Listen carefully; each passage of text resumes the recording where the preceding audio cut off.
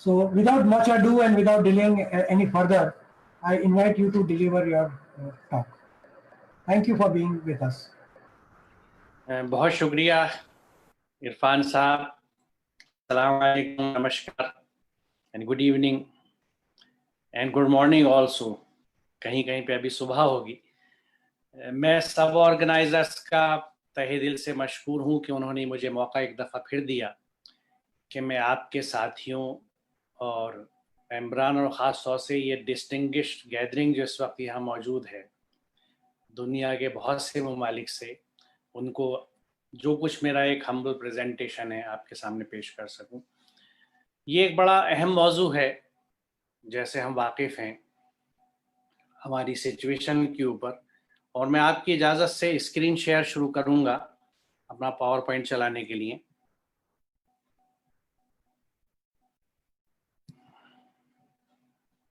This is must first slide. ये पहली slide है जो हमारा टॉपिक है आज का. और जो सिचुएशन इस वक्त हमारी है हिंदुस्तान में और इनफैक्ट ग्लोबल कहीं भी आप देखें तो उससे हम सब बखूबी वाकिफ़ हैं. मैं कुछ थोड़े से टिप्स उसके स्टैटिस्टिक्स सामने रखूँगा ताकि थोड़ी सी इसकी वजाहत हो सके. ये स्टैटिस्टिक्स जो है ये बताती है कि मुसलमानों का डिस्ट्रीब्यूशन, हिंदुस्तान की है ये स्टैटिस्टिक्स, कि आबादी हमारी 14.2% है, जिसमें IAS IPS on an average 3% लोग होते हैं. इससे कम भी हो जाते हैं, ज़्यादा नहीं होते. हेल्थ सेक्टर में जिसमें डॉक्टर्स और पैरामेडिकल्स बोथ आर इंक्लूडेड, हम 5% भी नहीं पहुंचते, उससे नीचे होते हैं. रेलवेज के जॉब में 4.5% हैं और ये भी इसमें से जैसा आप नीचे देखेंगे कि ऑलमोस्ट 99% जो है वो लोअर लेवल जॉब्स में हैं. पुलिस फोर्स में 6% हैं. लेकिन दो जो हाई पीक्स हमें नज़र आती हैं, जेल्ड इनमेट्स ऑलमोस्ट 21%. हिंदुस्तान में जितनी जेलें हैं उसमें 21% मुसलमान हैं. और हिंदुस्तान में जितने भिखारी हैं, बेगर्स हैं, उनमें से 25% बेगर्स मुसलमान हैं. अगर एजुकेशन सीनियरों की कुछ छोटी सी स्टैटिस्टिक्स देखें तो मैट्रिकुलेशन का अगर हम देखें सोशल 2009 एंड 10 का ये डाटा है, तो हिंदू एसटीज का आपको ये बार दिखता है, Hindu एससीज, Hindu OBCs and Hindu general category. ये मुस्लिम ओबीसी है, मुस्लिम जनरल है, ये अदर माइनॉरिटीज़ है. यानी यहाँ पे भी सबसे लो, सबसे नीचा जो बार हमें दिखता है मुस्लिम ओबीसीज का भी दिखता है, मुस्लिम जनरल कैटेगरी भी दिखता है. और ये मैट्रिकुलेशन में है, जो 10वीं क्लास का इम्तिहान पास करते हैं.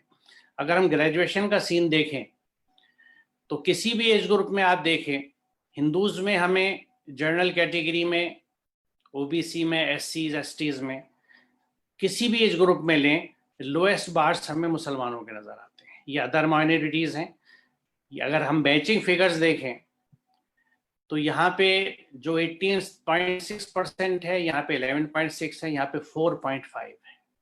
तो ये बड़ा क्लियरली दिखाता है कि ग्रेजुएशन लेवल पे ऑल इंडिया स्टैंड हमारा क्या है. ये यानी इकोनॉमिक कंडीशन हम देखें या तालीमी सिनेरियो देखें, सभी जगहों पे मुसलमान. अच्छा, ये मैं आपसे अर्ज करूं कि यकीनन ये एक डिप्रेसिंग सिचुएशन है, लेकिन इसमें ऐसा नहीं है. पॉकेट्स ऑफ एक्सेलेंस हमें मिलती है. बहुत अच्छी पोजीशंस पे बहुत अच्छे साइंटिस्ट भी हैं मुसलमान, एजुकेटर्स भी हैं, एजुकेटर एडमिनिस्ट्रेटर्स भी हैं. लेकिन जब हम पॉपुलेशन की बात करते हैं तो इसमें कोई शक नहीं है कि हमारी मेजॉरिटी जो है, यानी इस ग्रुप्स में जो हम देखते हैं और कम्युनिटी मुकाबले में, तो वो बहुत कमज़ोर है और कहीं कहीं पे SC ST से भी नीचे हैं.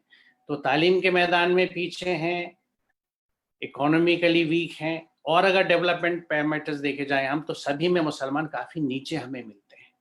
इसका मतलब है कि एक ज़बरदस्त तब्दीली और चेंज की ज़रूरत है इस कम्युनिटी के अंदर, जिसकी अब कोशिशें हो भी रही हैं ऑफ लेट. एक मंथन की ज़रूरत है, एक चेंज की ज़रूरत है. अब तक हमारा जो पार्टीशन के बाद जब हमारा मुल्क आज़ाद हुआ तो माइंडसेट ये रहा है बाय एंड लार्ज कि हमने पॉलिटिकल पार्टीज की तरफ देखा है, हुकूमत की तरफ देखा है.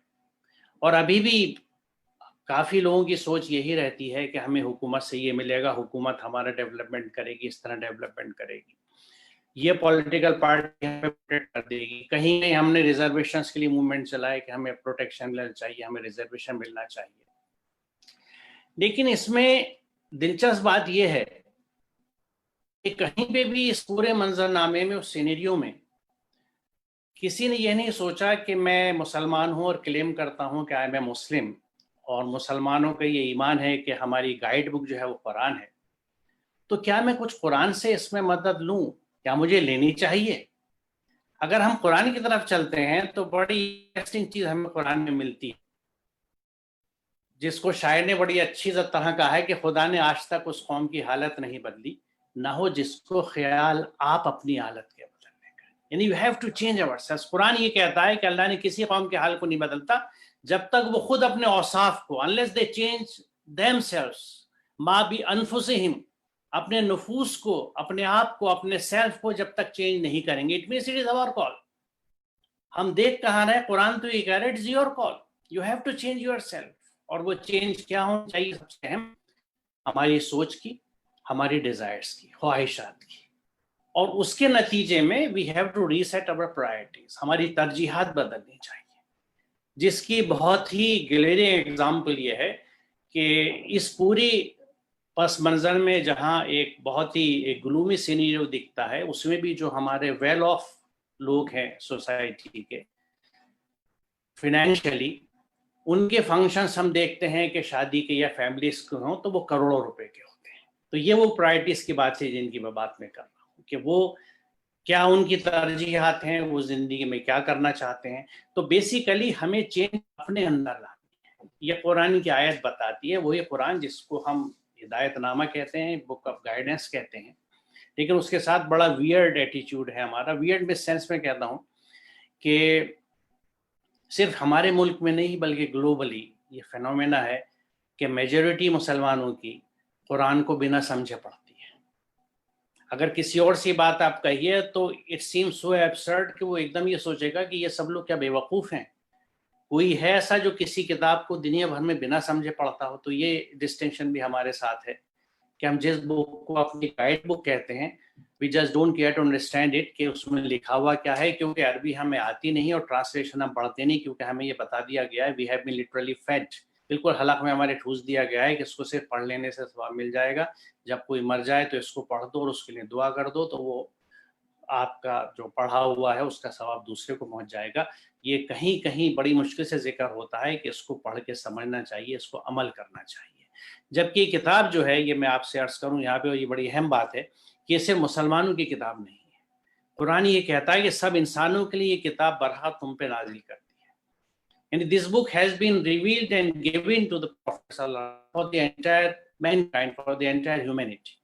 یعنی میں ایک بات یہ آپ سے عرض کروں جو میں اکثر کہتا ہوں کہ ہم نے دو بہت بڑے انرتھ کیے ہیں, do great injustices we have done to Quran. وہ کیا انصافی ہیں جو ہم نے قرآن کے ساتھ کی ہیں. پہلی بات یہ ہے کہ ہم نے یہ کلیم کیا کہ قرآن مسلمانوں کی کتاب ہے.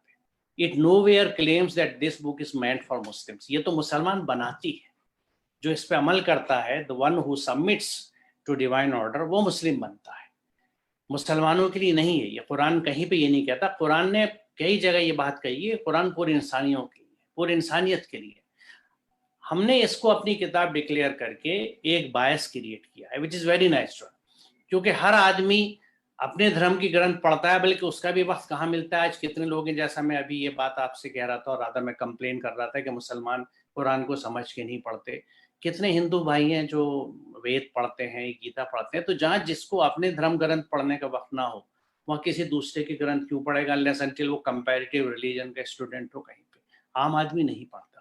تو اس پہ جو ہم نے اپنا ٹھپا لگا دیا, اس سے ایک باعث کریٹ ہو گئی کہ بھئی تو مسلمانوں کی کتاب ہے, مسلمانوں کی گرنتھ ہے, میں کیوں پڑھوں, میں اپنی گرنتھ پڑھ. اور دوسری بات یہ کہ ہم نے اس کو اپنی کتاب ڈکلیئر کیا, اور اس کو بجائے اس کے خود پڑھ کے عمل کرتے, اس کو بہت احتیاط سے ایک خوبصورت سے جزدان میں لپیٹ کے اوپر طاق میں رکھ دیا, آؤٹ آف ریسپیکٹ کہ بہت اوپر رہنی چاہیے, اس کی بد احترامی نہ ہو جائے, بے احترامی نہ ہو جائے, احترام اس کے کرنے کے راستے. خود پڑھ کے عمل کیا, اور نہ دوسروں تک اس کو ایزیلی. مجھے اپنے بچپن میں وہ زمانہ یاد ہے, یہ بہت بعد کا دور آیا ہے جس میں آج ہم فریلی قرآن کو ڈسٹریبیوٹ کرتے ہیں اور لوگ لیتے ہیں, بلکہ اب تو یہ ہمارے ہاتھوں سے باہر ہے, انٹرنیٹ پر ہے, anybody can download it. اور یہ اچھا ہی ہوا کیونکہ جس کام کو ہم نہیں کر سکے تھے وہ آج کی ٹیکنالوجی کر رہی ہے. ورنہ مجھے اپنے بچپن میں وہ دن یاد ہے کہ کسی دوسرے کو چھونے نہیں دیتے, گھروں میں بھی بڑا عجیب ماحول ہوا کرتا تھا کہ پہلے غسل کر لو, کپڑے بدل لو. یعنی اس کو ایک کتاب کی طرح ہم نے کبھی ٹریٹ ہی نہیں کیا. سمجھنا سمجھانا تو بہت دور کی بات ہے. اب اس سے دیکھیے ہوا کیا ہے کہ آج کا سینیریو جو ہے, جیسے میں نے عرض کیا کہ میجورٹی قرآن کو سمجھتی نہیں, وہ جانتی نہیں. اسلام کے نام پہ وہ کیا جانتے ہیں جو انہیں بچپن سے سکھایا جاتا ہے. کیا سکھایا جاتا ہے؟ جو گھروں میں دیکھا.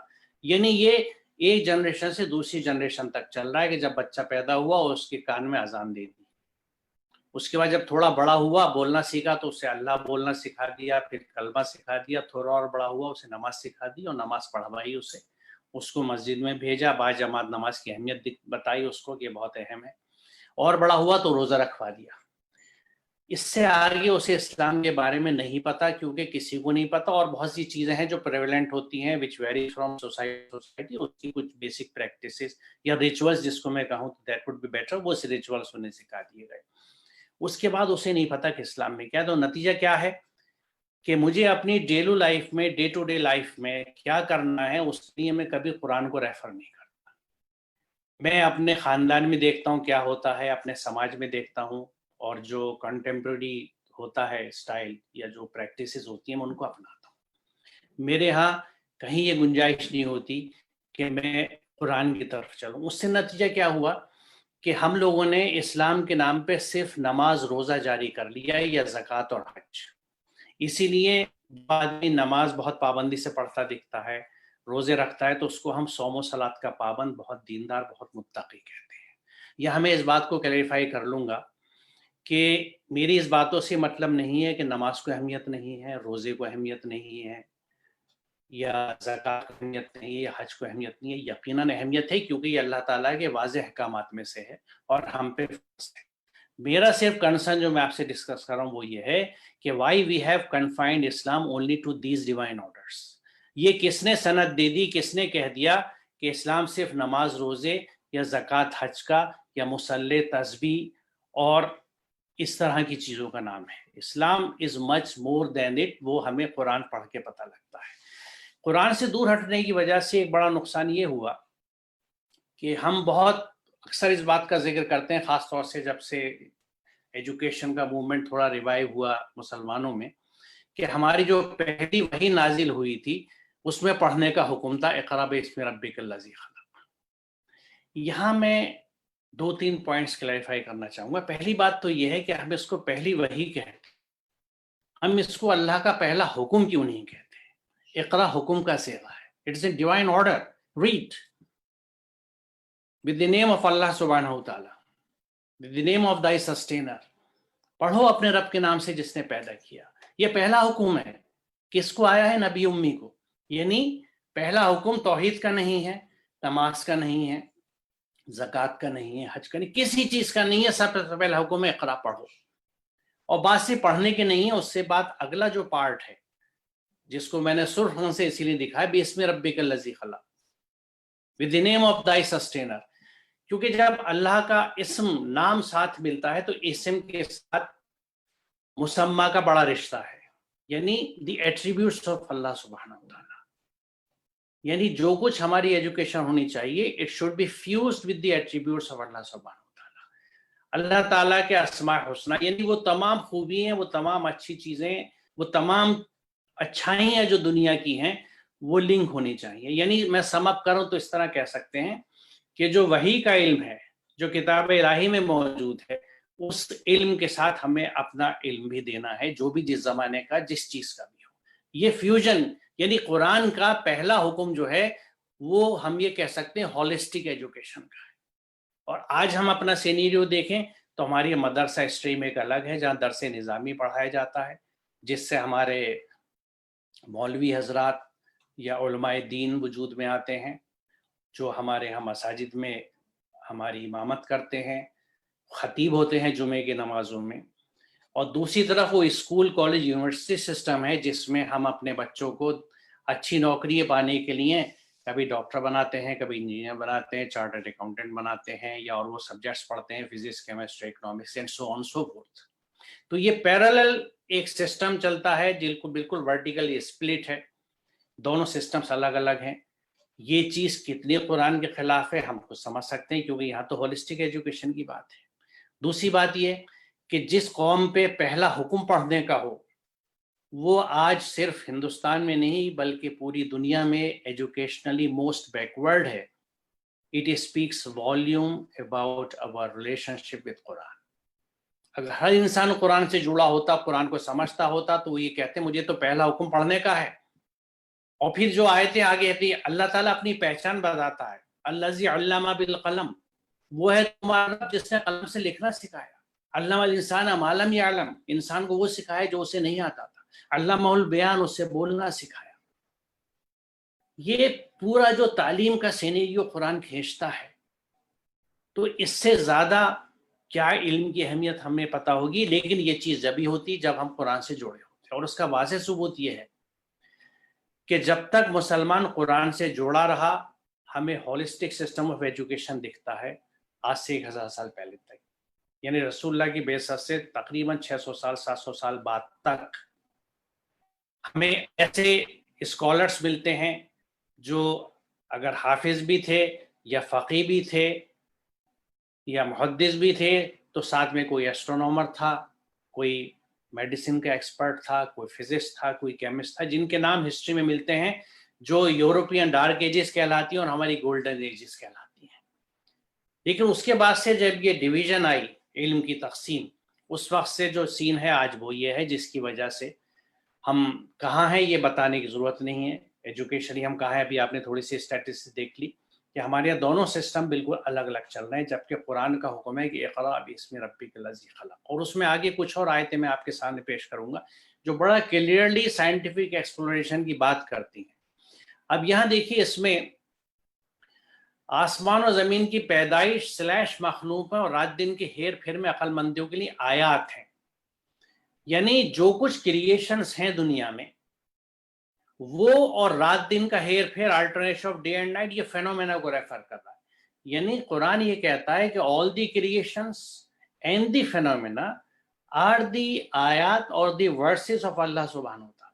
اللہ تعالیٰ کی، یعنی ایک طرح سے ہم یہ کہہ سکتے ہیں کہ 2 آیات ہیں.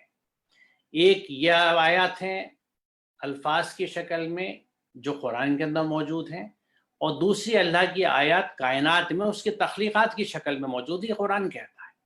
اور اس میں دلچسپ بات یہ ہے کہ وہ اولی الالباب کن لوگوں کو کہتا ہے، عقل مندوں کن لوگوں کو کہتا ہے، جن کی صفت یہ بیان کرتا ہے کہ جو کھڑے بیٹھے اور اپنی کروٹوں پر ہر حال میں اللہ کو یاد کرتے ہیں اور آسمانوں اور زمین کی پیدائش میں غور و فکر کرتے ہیں. They reflect on the creation of the skies and the earth. یعنی یہ تو پورا سائنٹیفک ایکسپلوریشن ہو گیا نا کہ آسمان اور زمین کی جتنی پیدائش ہے، یعنی the creation of the earth and the skies as well as all the creations within earth and the skies and the atmosphere، ان پہ جو لوگ سوچتے ہیں، غور و فکر کرتے ہیں، ان کے لیے قرآن کہتا ہے کہ دے کنکلوڈ کہ ہمارے رب تو نے بے فائدہ نہیں بنایا، بیکاز دے انڈرسٹینڈ کہ ہر چیز کی ایک یوٹیلیٹی ہے، اس کی ایک اہمیت ہے. اور اسی کے بیسس پہ آج یہ انوائرمنٹل بیلنس کی ہم بات کرتے ہیں کہ ایک چھوٹا سا مائکرو آرگنزم، ایک مائکروب بھی، ایک وائرس بھی یوز لیس نہیں ہے.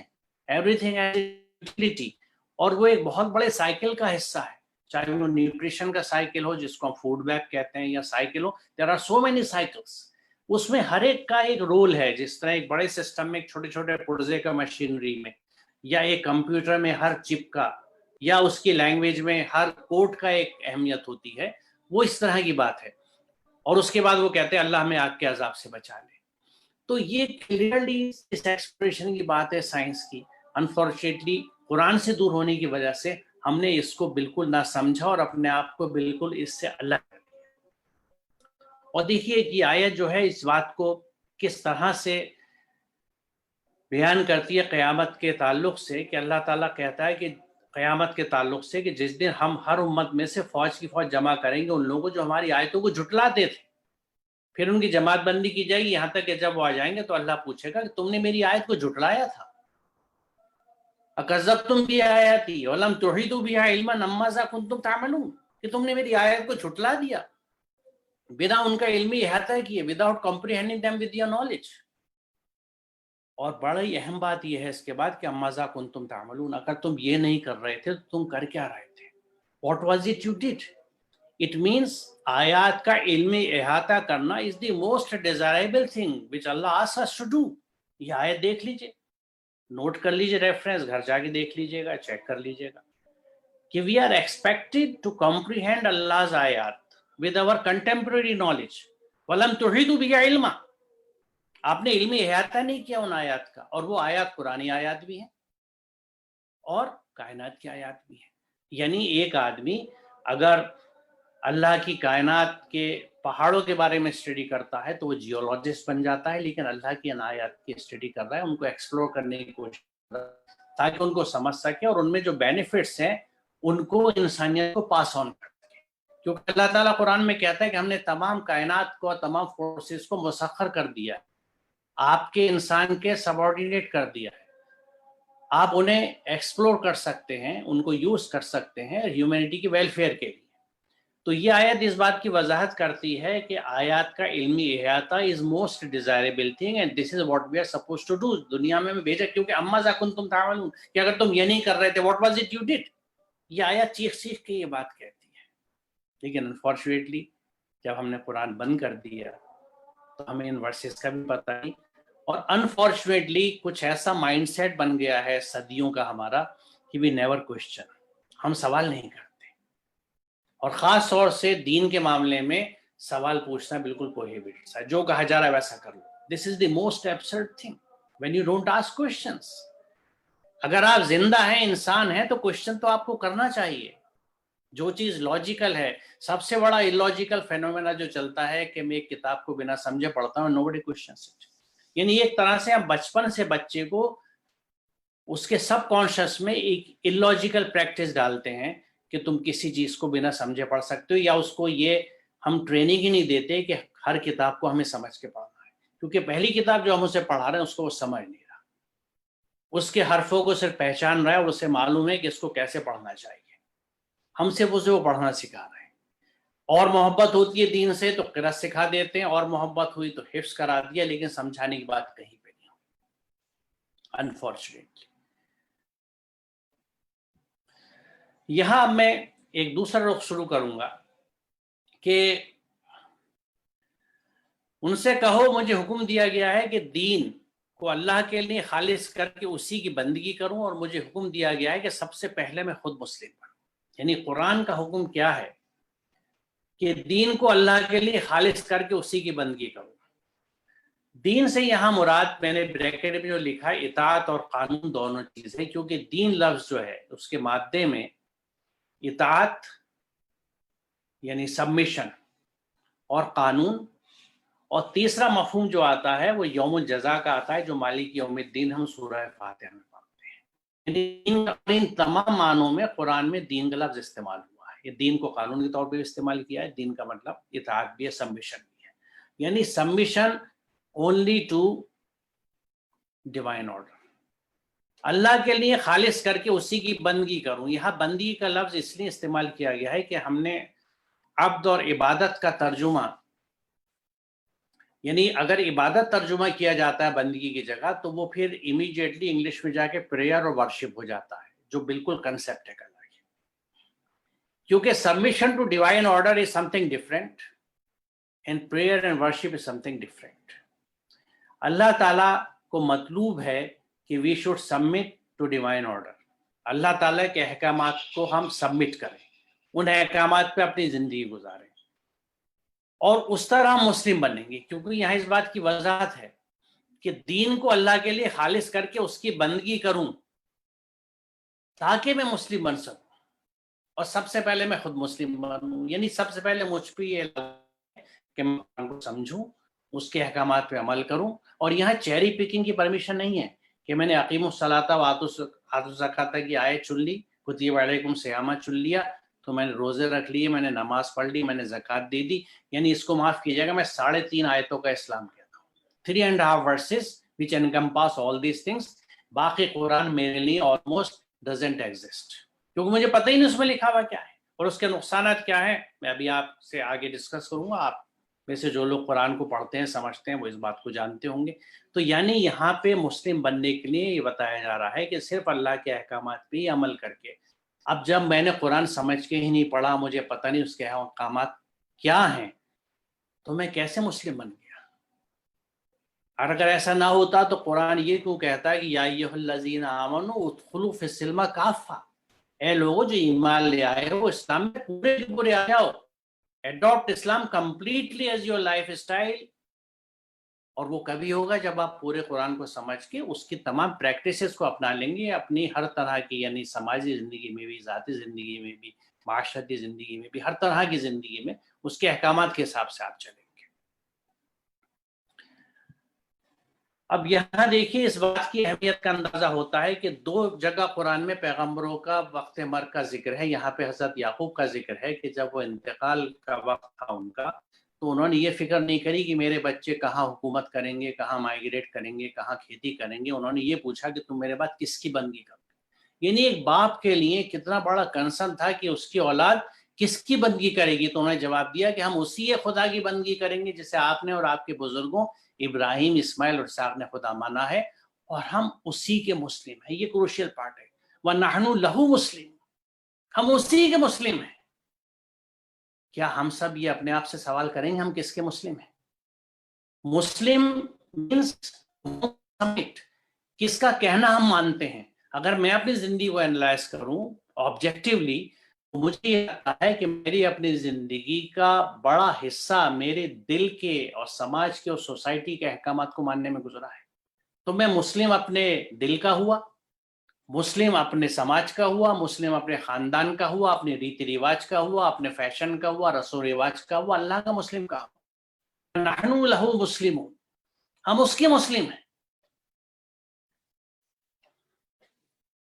اور یہاں دیکھیں یہ بات کہی جاتی ہے کہ زمین اور آسمان میں جس قدر جاندار مخلوقات ہیں اور جتنے ملائکہ, سب اللہ کے لیے سجدہ رہتے ہیں. دے ٹوٹلی سبمٹ, مکمل مطیع ہیں اور تکبر نہیں کرتے, اپنے رب سے جو ان کے اوپر ڈرتے ہیں اور جو کچھ حکم دیا جاتا ہے اسی کے مطابق کام کرتے ہیں. یہ سب ایک کروشل پارٹ ہے, اس لیے میں نے لال رنگ سے لکھا ہے. یعنی کائنات کی ہر چیز جو بھی کریشنز ہیں وہ اللہ کے, اور یہ ہم دیکھتے بھی ہیں.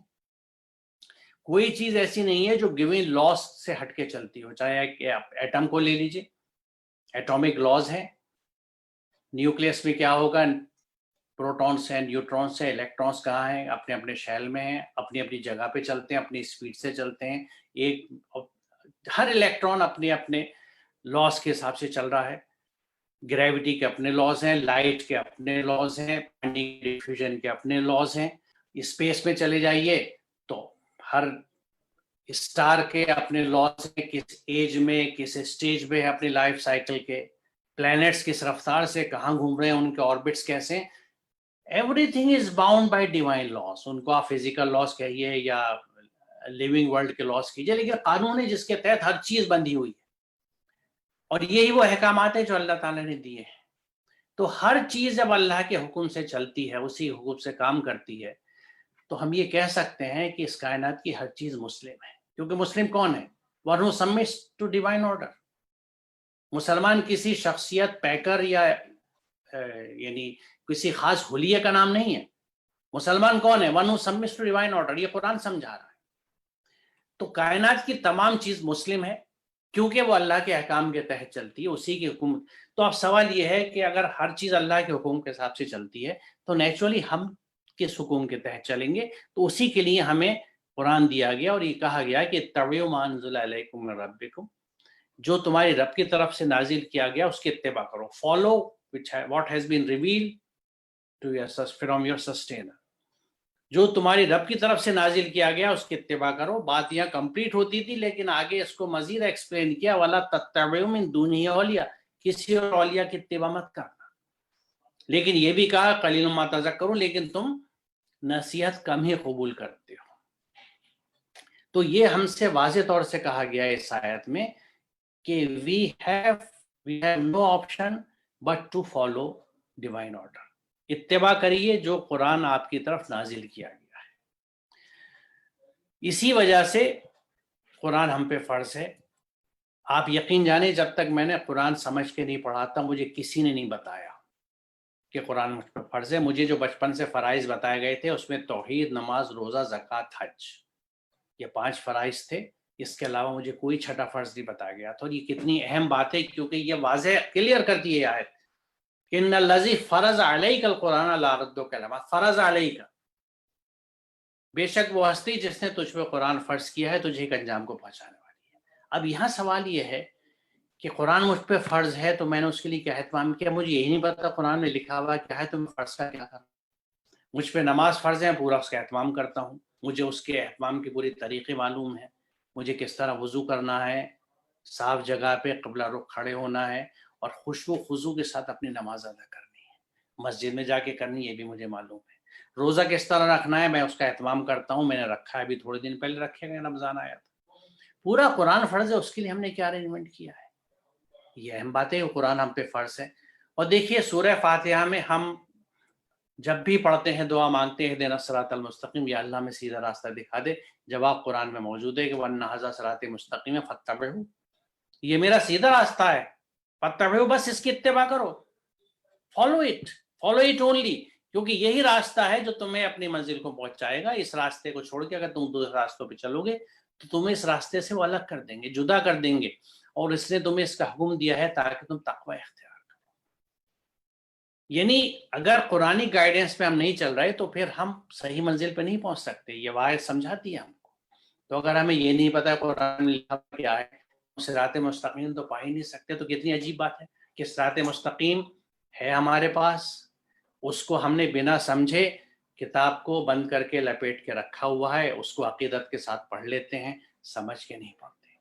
یعنی آپ اگر سوچیں گے تو اتنی عجیب باتیں یہ لگتی ہیں. میں اور کوئی لفظ تو سخت استعمال نہیں کرنا چاہتا، though this attitude deserves a harsh word describe it, لیکن ہم سب سمجھ سکتے ہیں میں کیا کہنا چاہ رہا ہوں. لیکن کیا یہ سے جسٹیفائڈ ہے کہ ہم بنا سمجھے قرآن کو پڑھیں اور پھر ہمیں یہی نہیں پتا ہمیں کرنا کیا ہے؟ ہم نے بس ایزیوم کر لیا کہ 5 وقت کی نماز پڑھتے رہیں گے، 30 روزے رکھ لیں گے تو جنت مل جائے گی. کیسے مل جائے گی آپ خود بتائیے؟ ہاؤ ڈو لاجک کی بات کیجئے، ریزن کی بات کیجئے. قرآن آپ کے سامنے رکھا ہے. اگر قرآن کی 6000 سے زیادہ آیات میں مان لیجئے 200 احکامات بھی ہیں جو ہمیں کرنے چاہیے، ہم 4 پہ عمل کرتے ہیں، تو یہ کس امتحان کی تیاری ہے جس میں 200 سوالوں میں سے ہم نے صرف 4 سوال تیاری کیے and we expect we pass out with flying colours? How is it possible? کیسے آپ پاس ہوں گے اس امتحان سے جس کے بارے میں ہم سب فکر مند تو رہتے ہیں؟ اب دیکھیے ہمارا جب ہم قرآن پہ نہیں چلتے تو زیادہ تر ہم اپنی زندگی منمانی گزارتے ہیں. ایک زمانے میں تو سلوگن بھی ینگسٹر میں بہت چلا تھا کہ دس مائی لائف. قرآن کیا کہتا ہے کہ کیا تم نے اسے دیکھا جس نے اپنی خواہش نفس کو اپنا خدا بنا لیا ہو؟ یعنی ہز لو ڈیزائرس، جو اس کی لو ڈیزائرس ہیں، خواہشات ہیں، ان کو اس نے خدا بنا لیا. کیا تم ایسے شخص کو راہ راست پہ لانے کا ذمہ لے سکتے ہو؟ کیا تم سمجھتے ہو کہ ان میں سے اکثر لوگ سنتے اور سمجھتے ہیں؟ یہ تو جانوروں کی طرح ہیں، بلکہ ان سے بھی گئے گزرے. اب یہاں دیکھیے اس آیت نے خدا کو ڈیفائن کر دیا، کیونکہ جس کو آپ فالو کرتے ہیں وہ آپ کا خدا ہوتا ہے.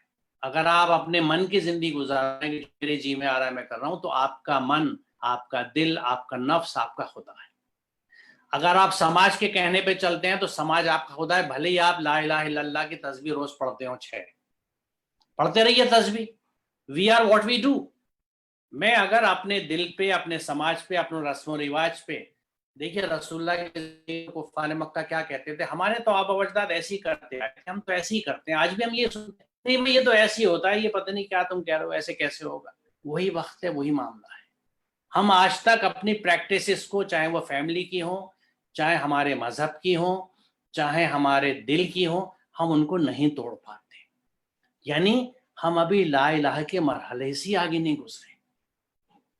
دیکھیے لا الہ الا اللہ، یہ جو کلمہ ہے اٹ اسٹارٹس ود نیگیشن. لا الہ، کوئی اللہ نہیں ہے الا اللہ، سوائے اللہ کے. تو پہلے جو اللہ ہیں ان کو ہٹانا پڑے گا، پھر استھاپنا ہوگی اللہ کی. ہم تو لا الہ سے ہی نہیں نکلے. کتنے اللہ ہیں جن کے بیچ میں پھنسے میں. ایک اللہ کا ذکر تو یہ قرآن کر رہا ہے، یہ دل. اگر میں نے دل کا کہنا ماننا بند کر دیا تو ایک اللہ کو ہٹایا. سماج اور خاندان کا کہنا ماننا بند کر دیا، دوسرا اللہ کو ہٹایا، پیئر پریشرز کو ہٹا دیا، تیسرا اللہ ہٹا. یہ سارے اللہ جب ہٹ جاتے ہیں، جب میں اللہ کے کہنے پہ آتا ہوں الا اللہ.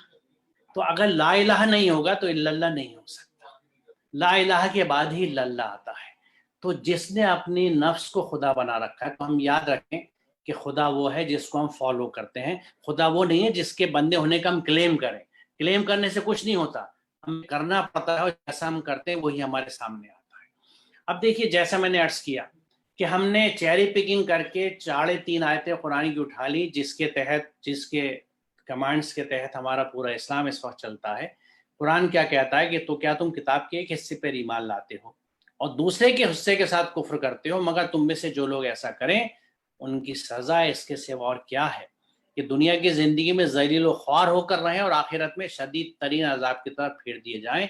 اللہ ان حرکات سے بے خبر نہیں ہے جو تم کر رہے ہو. Allah knows what we are doing. کیا یہ آج کا سینیریو نہیں ہے ہمارا؟ ہم ہر جگہ ذلیل و خوار ہیں، تو ہم کیوں نہیں 2+2 4 کرتے؟ کیونکہ قرآن تو یہ کہتا ہے کہ وَلَا تَهِنُوا وَلَا تَحْزَنُوا وَأَنْتُمُ الْأَعْلَوْنَ إِن كُنتُم مُؤْمِنِينَ. اگر تم مومن ہو تو تم اعلون میں سے ہوگے. You will be among the best of the best provided you are a مومن. اگر تم مسلمان ہو، مومن ہو، تو تم اعلون میں سے ہوگا. اور اگر ہم آج اعلون میں سے نہیں ہیں تو ہمارے یہاں کوئی یہ سوال نہیں کرتا کہ کہاں پہ کمی ہے، مومن نہیں ہے، مسلم نہیں ہے. اس لیے نہیں ہے کہ ہم اللہ کے احکامات پہ نہیں چل رہے. ہم نے چند احکامات چن لی ہیں، اور اس کے لیے قرآن یہ کہتا ہے کہ اگر تم کتاب کے ایک حصے پہ عمل کرتے ہو دوسرے پہ نہیں، تو تم دنیا میں ذلیل و خوار ہوگے اور آخرت میں شدید ترین عذاب کی طرف لوٹا دی جاؤ گے. میں نہیں سمجھتا کہ اس کو سامنے رکھنے کے بعد اس آیت کے کہیں گنجائش یہ بچتی ہے کہ ہم آج بھی چیری پکنگ کریں اور ہمارا اسلام صرف نماز، روزے، زکوٰۃ، حج تک محدود رہے. جبکہ اب دیکھیے کہ کیا کیا میں یہ سمجھتا ہوں کہ انقلابی احکامات قرآن کے ہیں، خاص طور سے آج کے زمانے کے کنٹیکسٹ میں. آج کے زمانے سے میری مراد یہ ہے کہ آج ایک عام نفرت کی فضا ہے، ہیٹریٹ کی. مسلمانوں سے نفرت ہے، اور یہ آلموسٹ گلوبل فینومینا ہے، کہیں کم کہیں زیادہ. ہم کیا ہمیشہ یہ انگلی یوں ہی اٹھائیں گے، دوسروں پہ الزام دیں گے، یا اپنے آپ بھی دیکھیں گے کچھ ہماری کمی تھی؟ اب تک کے ڈسکشن سے یہ بات ثابت ہو رہی ہے کہ کمی ہماری رہی ہے، کیونکہ ہم اللہ کے احکامات پہ چلتے نہیں. اگر ان پہ چلتے تو ہم اسی طرح سکسیسفل رہتے جس طرح آج سے 1000 سال پہلے کے مسلمان تھے. اب مثال طور پہ یہ جو آیت ہے لقد کرمنا بنی آدم، جس نے قرآن سمجھ کے نہیں پڑھا اسے پتہ ہی نہیں. یہ حکم ہے کہ ہمیں ہر بنی آدم کی عزت کرنی ہے، یعنی we have to respect all the children of Adam. حضرت آدم کی اولاد تو پوری انسانیت ہے، یعنی ہندو، مسلم، سکھ، عیسائی، کسی بھی کاسٹ کا ہو، کچھ بھی ہو، کسی پروفیشن کا ہو، کسی کلر کا ہو، کسی لینگویج کا ہو. اگر میں مسلمان ہوں تو یہ اللہ کا حکم ہے کہ I have to respect him. ہر انسان کی عزت کرنی ہے اگر میں مسلمان ہوں، اور یہ حکم اتنا ہی اہم اور فرض ہے جس طرح اقیم الصلاۃ وآتوا الزکاۃ، کیونکہ کہیں قرآن میں یہ نہیں ہے. اور اگر کسی کو ریفرنس ملتا ہے تو مجھے دے دیجئے، مجھے بتا دیجئے جو یہ کہتا ہو کہ قرآن کی کچھ آیتیں جو ہیں ان کو پرائرٹی ہے، ان پہ عمل کر لو، باقی کو چھوڑ دو. یہ حکم بھی اسی طرح ہے جس طرح دوسرے احکامات ہیں، وہ احکامات جن پہ ہم فرض سمجھ کے عمل کرتے ہیں. مسلمان پہ فرض ہے ہر انسان کی عزت کرنا. اور دیکھیں جب انسان کی عزت کی جاتی ہے تو اس کی لائکس اور ڈس لائکس کی بھی عزت ہوتی ہے، اس کے فیتھ کی بھی عزت ہوتی ہے، اس کے پریکٹسز کی بھی عزت ہوتی ہے، ہر چیز کی عزت ہوتی ہے جب بھی وہ آپ کے بیچ میں اپنے آپ کو ریکوگنائز، باعزت، سیکیور اور امن و شانتی میں پاتا ہے. کیونکہ دیکھیے ایمان میں امن کا عنصر ہے، تو اس لیے سلام میں امن کا عنصر ہے، سلامتی ہے. تو مسلم، مومن، اسلام، سلام، یہ سب چیزیں پہلا پیغام شانتی کا ہے، امن کا ہے. جب ہم ایمان لاتے ہیں اللہ کے اوپر تو اللہ کے نظام میں ہم امن میں آ جاتے ہیں، کیونکہ اس کا نظام اتنا بیلنسڈ ہے کہ وہ پوری نیچر میں ایک پیس رکھتا ہے. اور آپ دیکھ لیجیے کہیں کوئی کیوس آپ کو نیچر میں نظر آتا ہے؟ Every thing is in perfect balance. یہی امن ہے، یہی شانتی ہے جو پوری نیچر میں ملتی ہے. اور جب اس سسٹم کو ہم سبمٹ کر دیتے ہیں، سبسکرائب کر دیتے ہیں، تو یہی شانتی ہمارے اندر آ جاتی ہے. اور جب ہمارے اندر شانتی آ جاتی ہے، جو مشہور کہاوت ہے، A man at peace with himself is at peace with others. میرے اندر امن ہے، شانتی ہے، ایمان ہے. آپ ذرا لنک کیجیے گا ان چیزوں کو. میرے اندر ایمان ہے تو باہر امن ہوگا، اور میں امن کا مجاہد ہوں گا، امن پھیلاؤں گا. جھگڑا فساد نہیں پھیلاؤں گا میں اگر میں صاحب ایمان ہوں. تو لقد کرمنا بنی آدم، یہ بہت اہم حکم ہے ہم سب کے لیے کہ ہمیں ہر انسان کی عزت کرنی ہے. اب دیکھیے دوسرا حکم قرآن کا، قل لعبادی یقولوا التی احسن، میرے بندوں سے کہہ دو کہ زبان سے وہ بات نکالا کریں جو بہترین ہو. whenever you speak best of the speech. اور یہ اللہ کا ایبسولوٹ حکم ہے، اس میں کہیں گنجائش نہیں ہے کہ کوئی تمہیں بہت برا کہے، تمہارے ماں باپ کو برا کہے، تمہارے اللہ رسول کو برا کہے تو تم بھی برا کہہ دینا. نو، نتھنگ ڈوئنگ. اگر آپ اللہ کے بندے ہیں، لیے عبادی، اللہ اپنے بندوں سے یہ بات کہہ رہا ہے، اپنے بندوں سے جو اس کے بندے ہیں، اس کی بندگی میں ہیں، اس کی غلامی میں ہیں، اس کو آقا مانتے ہیں، صرف اسی کے لیے دین کو خالص کر کے مسلمان بنتے ہیں، ان کے لیے مست ہے کہ ہمیشہ اچھی بات بولیں گے. دیکھیے قرآن میں گنجائش ہے، دی گئی ہیں. جہاں حرام غذا، حرام کھانے کو منع کیا گیا ہے، وہاں یہ گنجائش دی گئی ہے کہ اگر بغاوت کی نیت نہ ہو تو جان بچانے کے لیے حرام شے بھی کھا سکتے ہو. یہاں گنجائش نہیں ہے کہ کوئی تمہیں بہت برا کہے تو تم بھی برا کہہ دینا. نو، کوئی ری ایکشن نہیں ہے. آپ کو ہمیشہ اچھا بولنا ہے. ہم میں سے کتنے لوگ اسے فالو کرتے ہیں، اور اگر نہیں کرتے، زبان سے ہم برا نکالتے ہیں، تو جب ہم برا کہتے ہیں ہمیں گناہ ہے. ہاں، آیت کی تکذیب کرتے ہیں، جھٹلا رہے ہیں اللہ کی اس آیات کو. اور اگر یہ ہمارا مزاج بن گیا، بہت سے لوگ ہوتے ہیں کڑوے مزاج کے ہوتے ہیں، اور لوگ کہتے ہیں ارے بھائی وہ تو ناک پہ مکھی نہیں بیٹھنے دیتے، وہ بڑا غصیلا آدمی ہے. تو اس کا مطلب ہے وہ بیچارہ دیٹ پور کریچر گناہ مسلسل میں مبتلا ہے، کیونکہ 24 گھنٹے وہ اللہ تعالیٰ کی اس آیت کی تکذیب کر رہا ہے، لوگوں سے غلط بول کے، کڑوا بول کے، غصے میں بول کے، طنزیہ بول کے. اگر اچھا نہیں بول رہے، آپ میٹھا نہیں بول رہے، تو آپ گناہ مسلسل میں مبتلا ہے. دیکھیے حساب لگا لیجئے. ویسے تو حساب کی ضرورت نہیں ہے، بندگی میں حساب نہیں لگتا، لیکن تو بھی لگائیں. تو مان لیجئے اگر میری عادتیں خراب ہیں، میں برا بولتا ہوں اور کچھ نیگیٹو چیزیں کرتا ہوں جن کا میں ذکر آگے کروں گا، تو میں تو 24 گھنٹے گناہ مسلسل میں رہا. اگر میں نے اس میں سے 1 یا 2 گھنٹے بھی سو کالڈ عبادات میں گزار لیے، جس کو میں عبادت کہتا ہوں، یہ میں لفظ اس لیے کہہ رہا ہوں کہ اللہ کے ہر حکم کی اتباع عبادت ہے. اگر اس نے صلاۃ کا حکم دیا ہے تو صلاۃ کی ادائیگی عبادت ہے. تو اچھا بولنے کا حکم ہے، اچھا بولنا کی عبادت ہے. ایک عبادت ہے جس کو آپ دن کے خاص حصے میں تھوڑی دیر کی نہیں کرتے، دوسری عبادت ہے 24 گھنٹے جب تک آپ بول رہے ہیں. بتائیے کہاں آپ لاس میں جا رہے ہیں، کہاں پروفٹ میں جا رہے ہیں. جو میرے کاروباری بھائی ہیں وہ تو جلدی سمجھ لیں گے کہ فائدہ کہاں ہے، نفع کہاں ہے، نقصان کہاں ہے. تو سب نفع سمیٹیے، صلاۃ بھی قائم کیجیے، زکوٰۃ بھی دیجیے، اس کا بھی اجر لیجیے، لیکن اچھا بول کے. اور دیگر چیزیں جو ہیں جن کا آگے میں ذکر کروں گا، جن کو ہم بھولے ہوئے ہیں، وہ ہماری میجورٹی کے کیریکٹر کا حصہ نہیں ہے، وہ ایک گناہ جاریہ ہے جس کا ہم شکار رہتے ہیں. تو ہمیشہ ہمیں اچھا بولنا ہے. یہ اللہ کے سوا جن کو پکارتے ہیں انہیں گالیاں نہ دو، یعنی دوسروں کے بھگوانوں کو ہمیں برا نہیں کہنا. جس آدمی کی جو آستھا ہے، جو اس کا عقیدہ ہے، ہمیں اس کی ریسپیکٹ کرنی چاہیے، کیونکہ گائیڈنگ پرنسپل لقد کرمنا بنی آدم ہے کہ ہم نے ہر انسان کو عزت کے لیے پیدا کیا. تو جیسے میں نے عرض کیا تھا کہ انسان کی عزت جب ہم کرتے ہیں تو اس کی لائکس ڈس لائک کی بھی عزت کرتے ہیں، اس کے فیتھ کی، اس کے بلیف سسٹم کی بھی عزت کرتے ہیں. یہاں قرآن نے اور وضاحت کی اس بات کی کہ تم ان کے خداؤں کو برا مت کہو، کیونکہ اس کا اگلا حصہ ہے کہ ورنہ پھر وہ انجانے میں تمہارے خدا کو برا کہیں گے اور تمہیں اچھا نہیں لگے گا، یعنی نتیجتاً جھگڑا فساد ہوگا، امن ٹوٹے گا.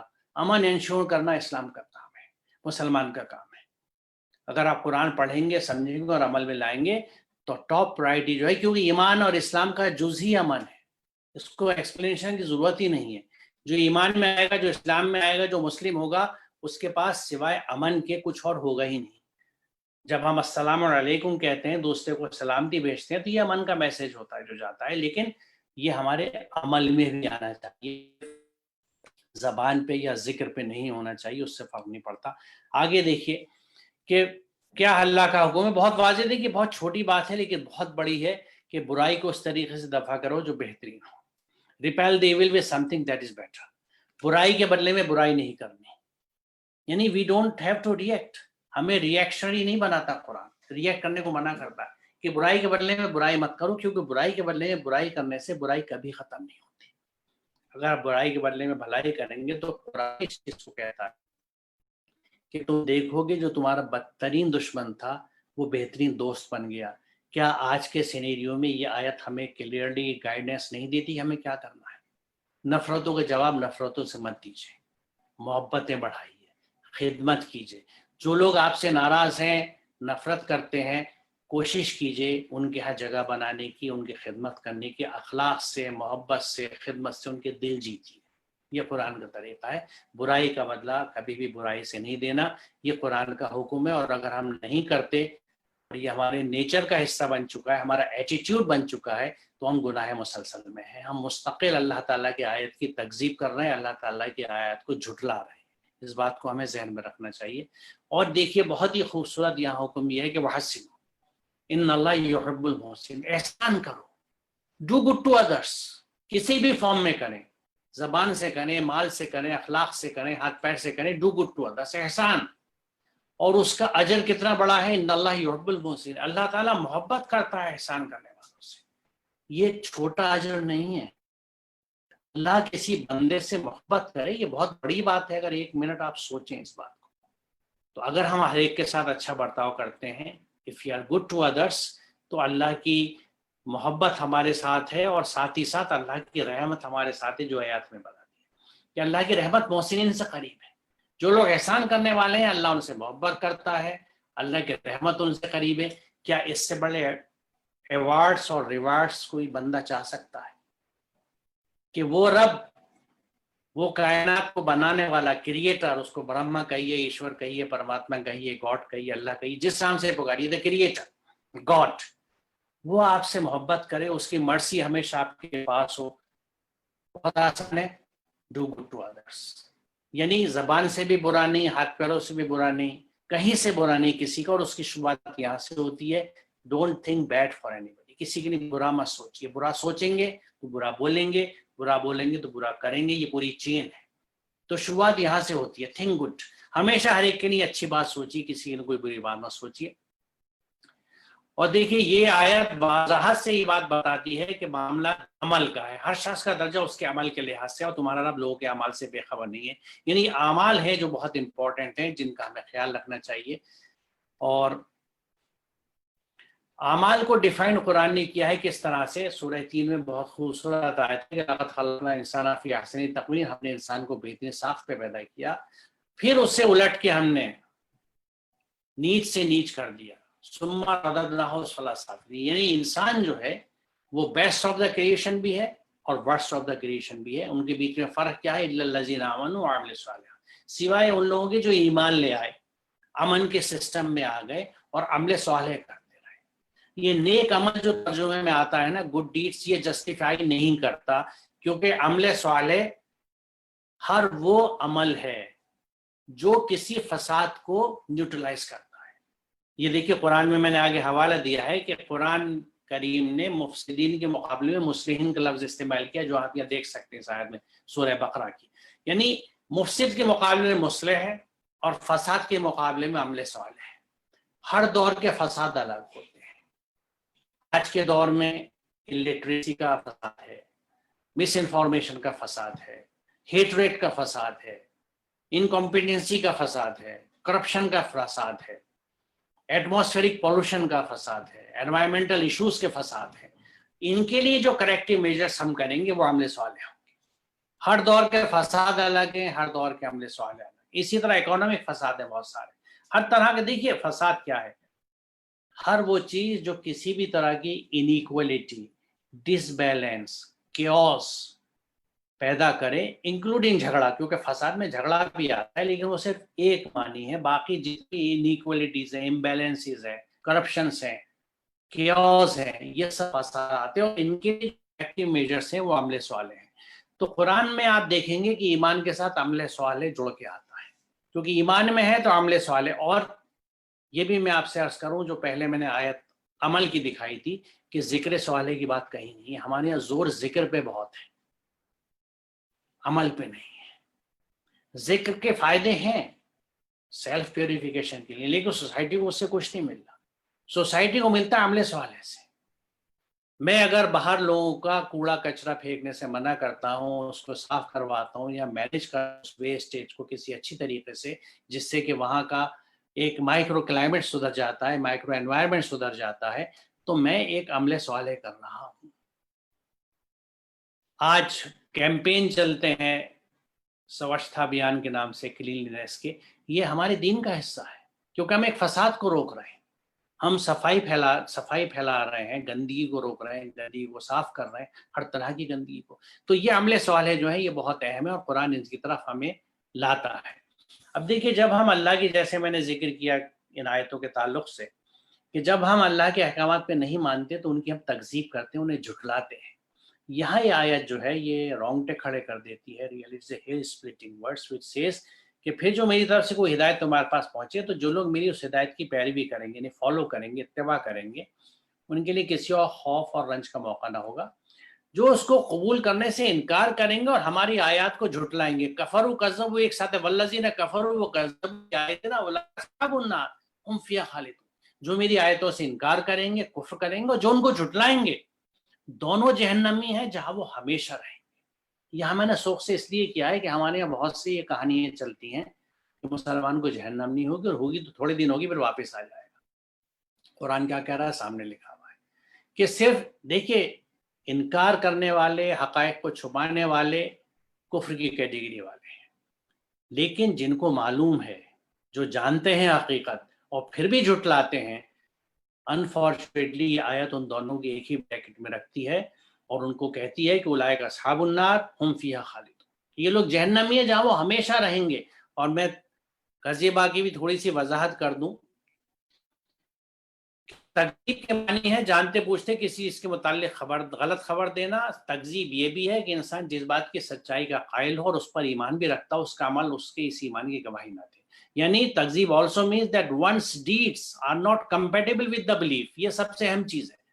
میں کہتا کچھ ہوں، میں کر کچھ اور رہا ہوں۔ میں کہتا ہوں میں مسلمان ہوں لیکن میری حرکتیں مشرکانہ ہیں، کافرانہ ہے یا منافقانہ ہے یا فاسق ہوں میں، تو میں وہ ہوں جو میں کر رہا ہوں۔ I am what I do, I am not what I think۔ میرا عمل گواہی دیتا ہے، میرے عمل جو ہے وہ ریفلیکشن ہے اس بات کا کہ میں کیا ہوں۔ تو یہ اس لیے بہت اہم چیز ہے کہ ہمیں آیات کی تکذیب سے بچنا چاہیے۔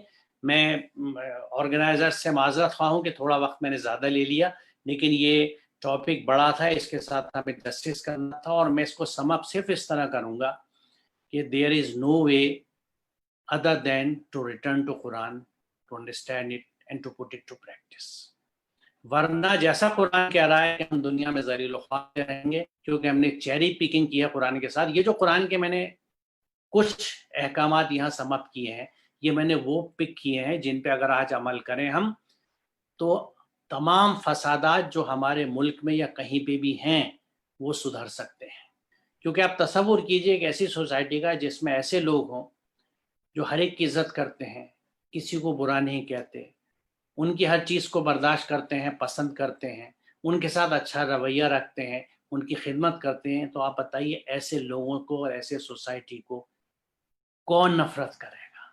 کون یہ کہے گا کہ میری کالونی میں مسلمان نہیں رہیں گے، میں ان کو کرائے کا مکان نہیں دوں گا، میں انہیں اپنی سوسائٹی میں مکان نہیں لینے دوں گا؟ کہیں نہ کہیں ہمیں بھی اپنے آپ کو ٹھیک کرنا ہے، اور اس میں یاد رکھیے قرآن کے احکامات میں ایکسیپشنز نہیں ہیں۔ کوئی آپ کو برا کہے، آپ کو پلٹ کے برا نہیں کہنا۔ ہماری عام ٹرینڈ ہے، اور یہ مجھے کہنے دیجئے کہ یہ بیماری سوشل میڈیا نے بہت پھیلائی ہے۔ کسی نے ایک کمنٹ لکھ دیا ایڈورس، اب اس کے پیچھے لوگ لگ گئے۔ کیوں ٹائم ویسٹ کر رہے ہیں اپنا؟ کیوں انرجی ویسٹ کر رہے ہیں؟ کیوں نفرتیں بڑھا رہے ہیں؟ اسٹاپ اٹ، چھوڑ دیجئے اس پلیٹ فارم کو، اس کنورسیشن کو چھوڑ دیجئے، ختم کر دیجئے۔ ہمیشہ اچھی بات کیجئے، اچھائیاں لے کے جائیے، لوگوں سے محبت کیجئے، محبتیں بڑھائیے، اور کبھی بھی برائی کے جواب برائی سے مت دیجئے۔ آج کل کے، اور دیکھیے سب سے پہلے جو بات کہی تھی کہ ہولسٹک سسٹم آف ایجوکیشن کو اپنائیے۔ ہمارے بچے اس طرح کے سسٹم میں پڑھیں کہ وہ قرآن کو بھی سمجھ لیں، یعنی وحی کا علم ان کے پاس آ جائے، اور پھر جس سبجیکٹ میں ان کی انٹرسٹ ہو، چاہے وہ جیوگرافی ہو، اکنامکس ہو، کامرس ہو، ہسٹری ہو، اینی تھنگ، انہیں پڑھنے دیجئے۔ جو کیریئر لینا چاہتے لینے دیجئے، اور لڑکے اور لڑکی میں فرق مت کیجئے۔ اسلام کہیں پہ بھی لڑکی کو، عورت کو روکتا نہیں ہے۔ عورت کو جو عزت ملنی چاہیے اسے گھروں میں دیجئے۔ Respect your wives, respect your daughters, serve them۔ عورت قابل احترام ہے, قابل عزت ہے, کیونکہ عورت ہی آپ کی اگلی نسل کی پرورش کرتی ہے.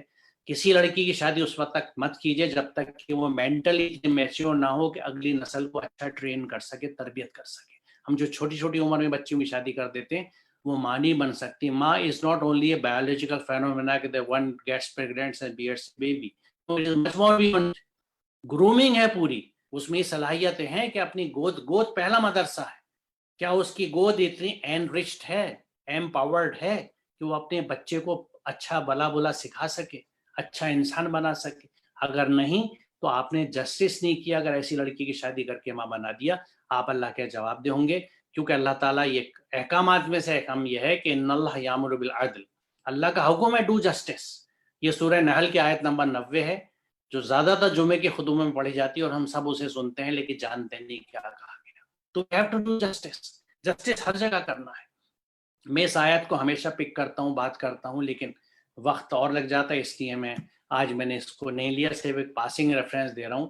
دیکھیے میرا کام صرف ایک جیسے کہتے ہیں نا کہ ایک اگنائٹ کرنا ہے, اسپارک دینا ہے قرآن کی اہمیت کے اوپر. اگر آپ کو یہ بات اچھی لگی ہو تو قرآن خود اٹھائیے, پڑھیے اور اس پہ عمل کیجیے. بہت شکریہ. السلام علیکم. Thank you very much all of you. Over to you, the organizer, Irfan bhai, or whoever is to speak after me.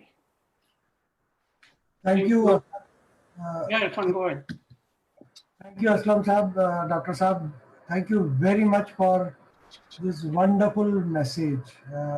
میں چیٹ باکس میں پڑھ رہا تھا, بہت سارے میسیج سپورٹ میں آ رہے ہیں, آپ کو مبارکباد دے رہے ہیں, آپ کا شکریہ ادا کر رہے ہیں کہ آپ نے قرآن کے بارے میں علم دیا اور وہ چیزیں بتائیں جو قرآن میں ہے جو ہم اکثر نہیں پڑھتے, اور نہیں پڑھنے کی کوئی وجہ نہیں ہے. ہمیں مسلم کمیونٹی کو جگانا ہے, جاگروک کرنا ہے تاکہ وہ قرآن کے اس میسیج کو پڑھیں. اور میں بہت سارے میسیجز اس میں دیکھ رہا ہوں, کچھ سوال بھی ہے. آپ کا بہت بہت شکریہ کہ آپ نے اتنے اچھے سے یہ میسیج بتایا. بہت سارے انٹلیکچوئلس ہیں آج کی گیدرنگ میں, امریکہ سے ہیں, یورپ سے ہیں, مڈل ایسٹ سے ہیں, اور بہت سارے میسیجز آ رہے ہیں کہ 100 تک پہنچ گئے, ہم جڑ نہیں پا رہے ہیں, ہم اور کیسے جڑے, اور ہم ان کو فیس بک پر ڈائریکٹ کر رہے ہیں. اب تک 100 ہے. رات کے یہاں ہندوستان میں رات کے 10 بجنے آئے ہیں اور اب تک 100 ہے. So they all stayed back. So thank you very much. بہت سارے سوال آئے ہیں چیٹ باکس میں. کین آئی ریکویسٹ شوکت بھائی to read those some of those questions. Yeah, میں سوال پڑھتا ہوں. Yeah, thank you very much again, Aslam Parvez Saab.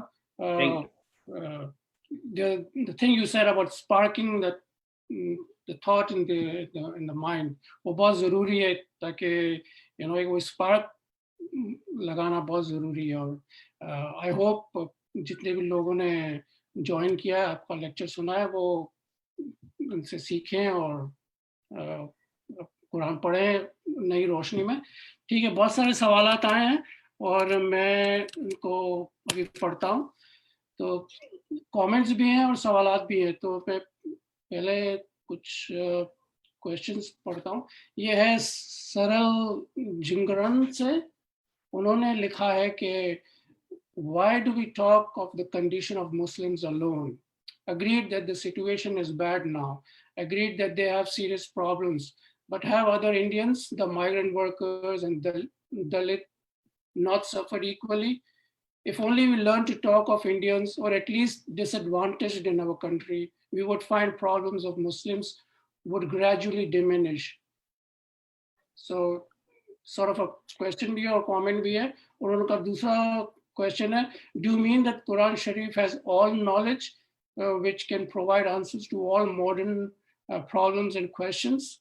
Also, do you mean that if someone has read the Quran, then modern education is not required for him or her?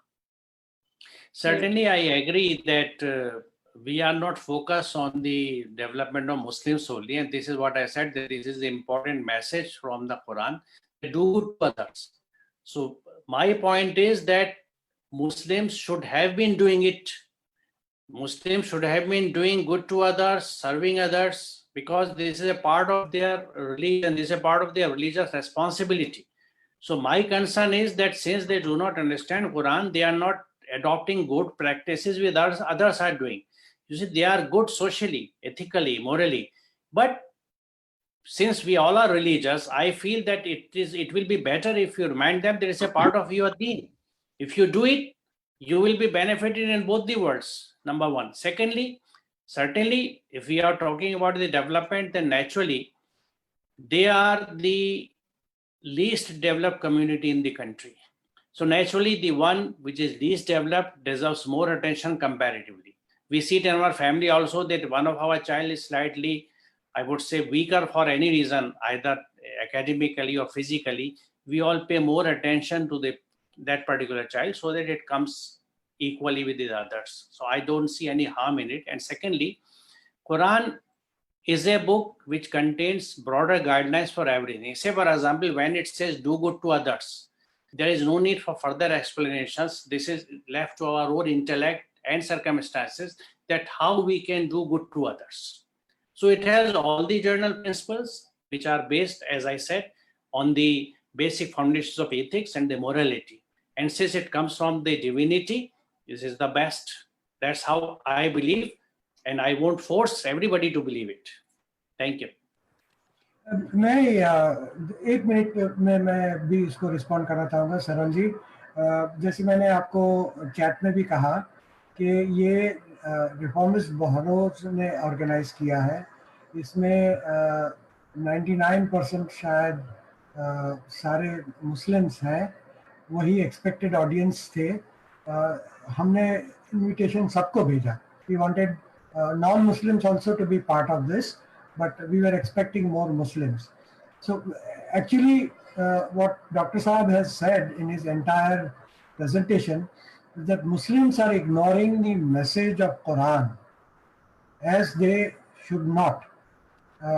If they were to follow the message of Quran, they would become better human beings, and they would work for the entire society and not just Muslims. So we are not talking about problems of Muslims.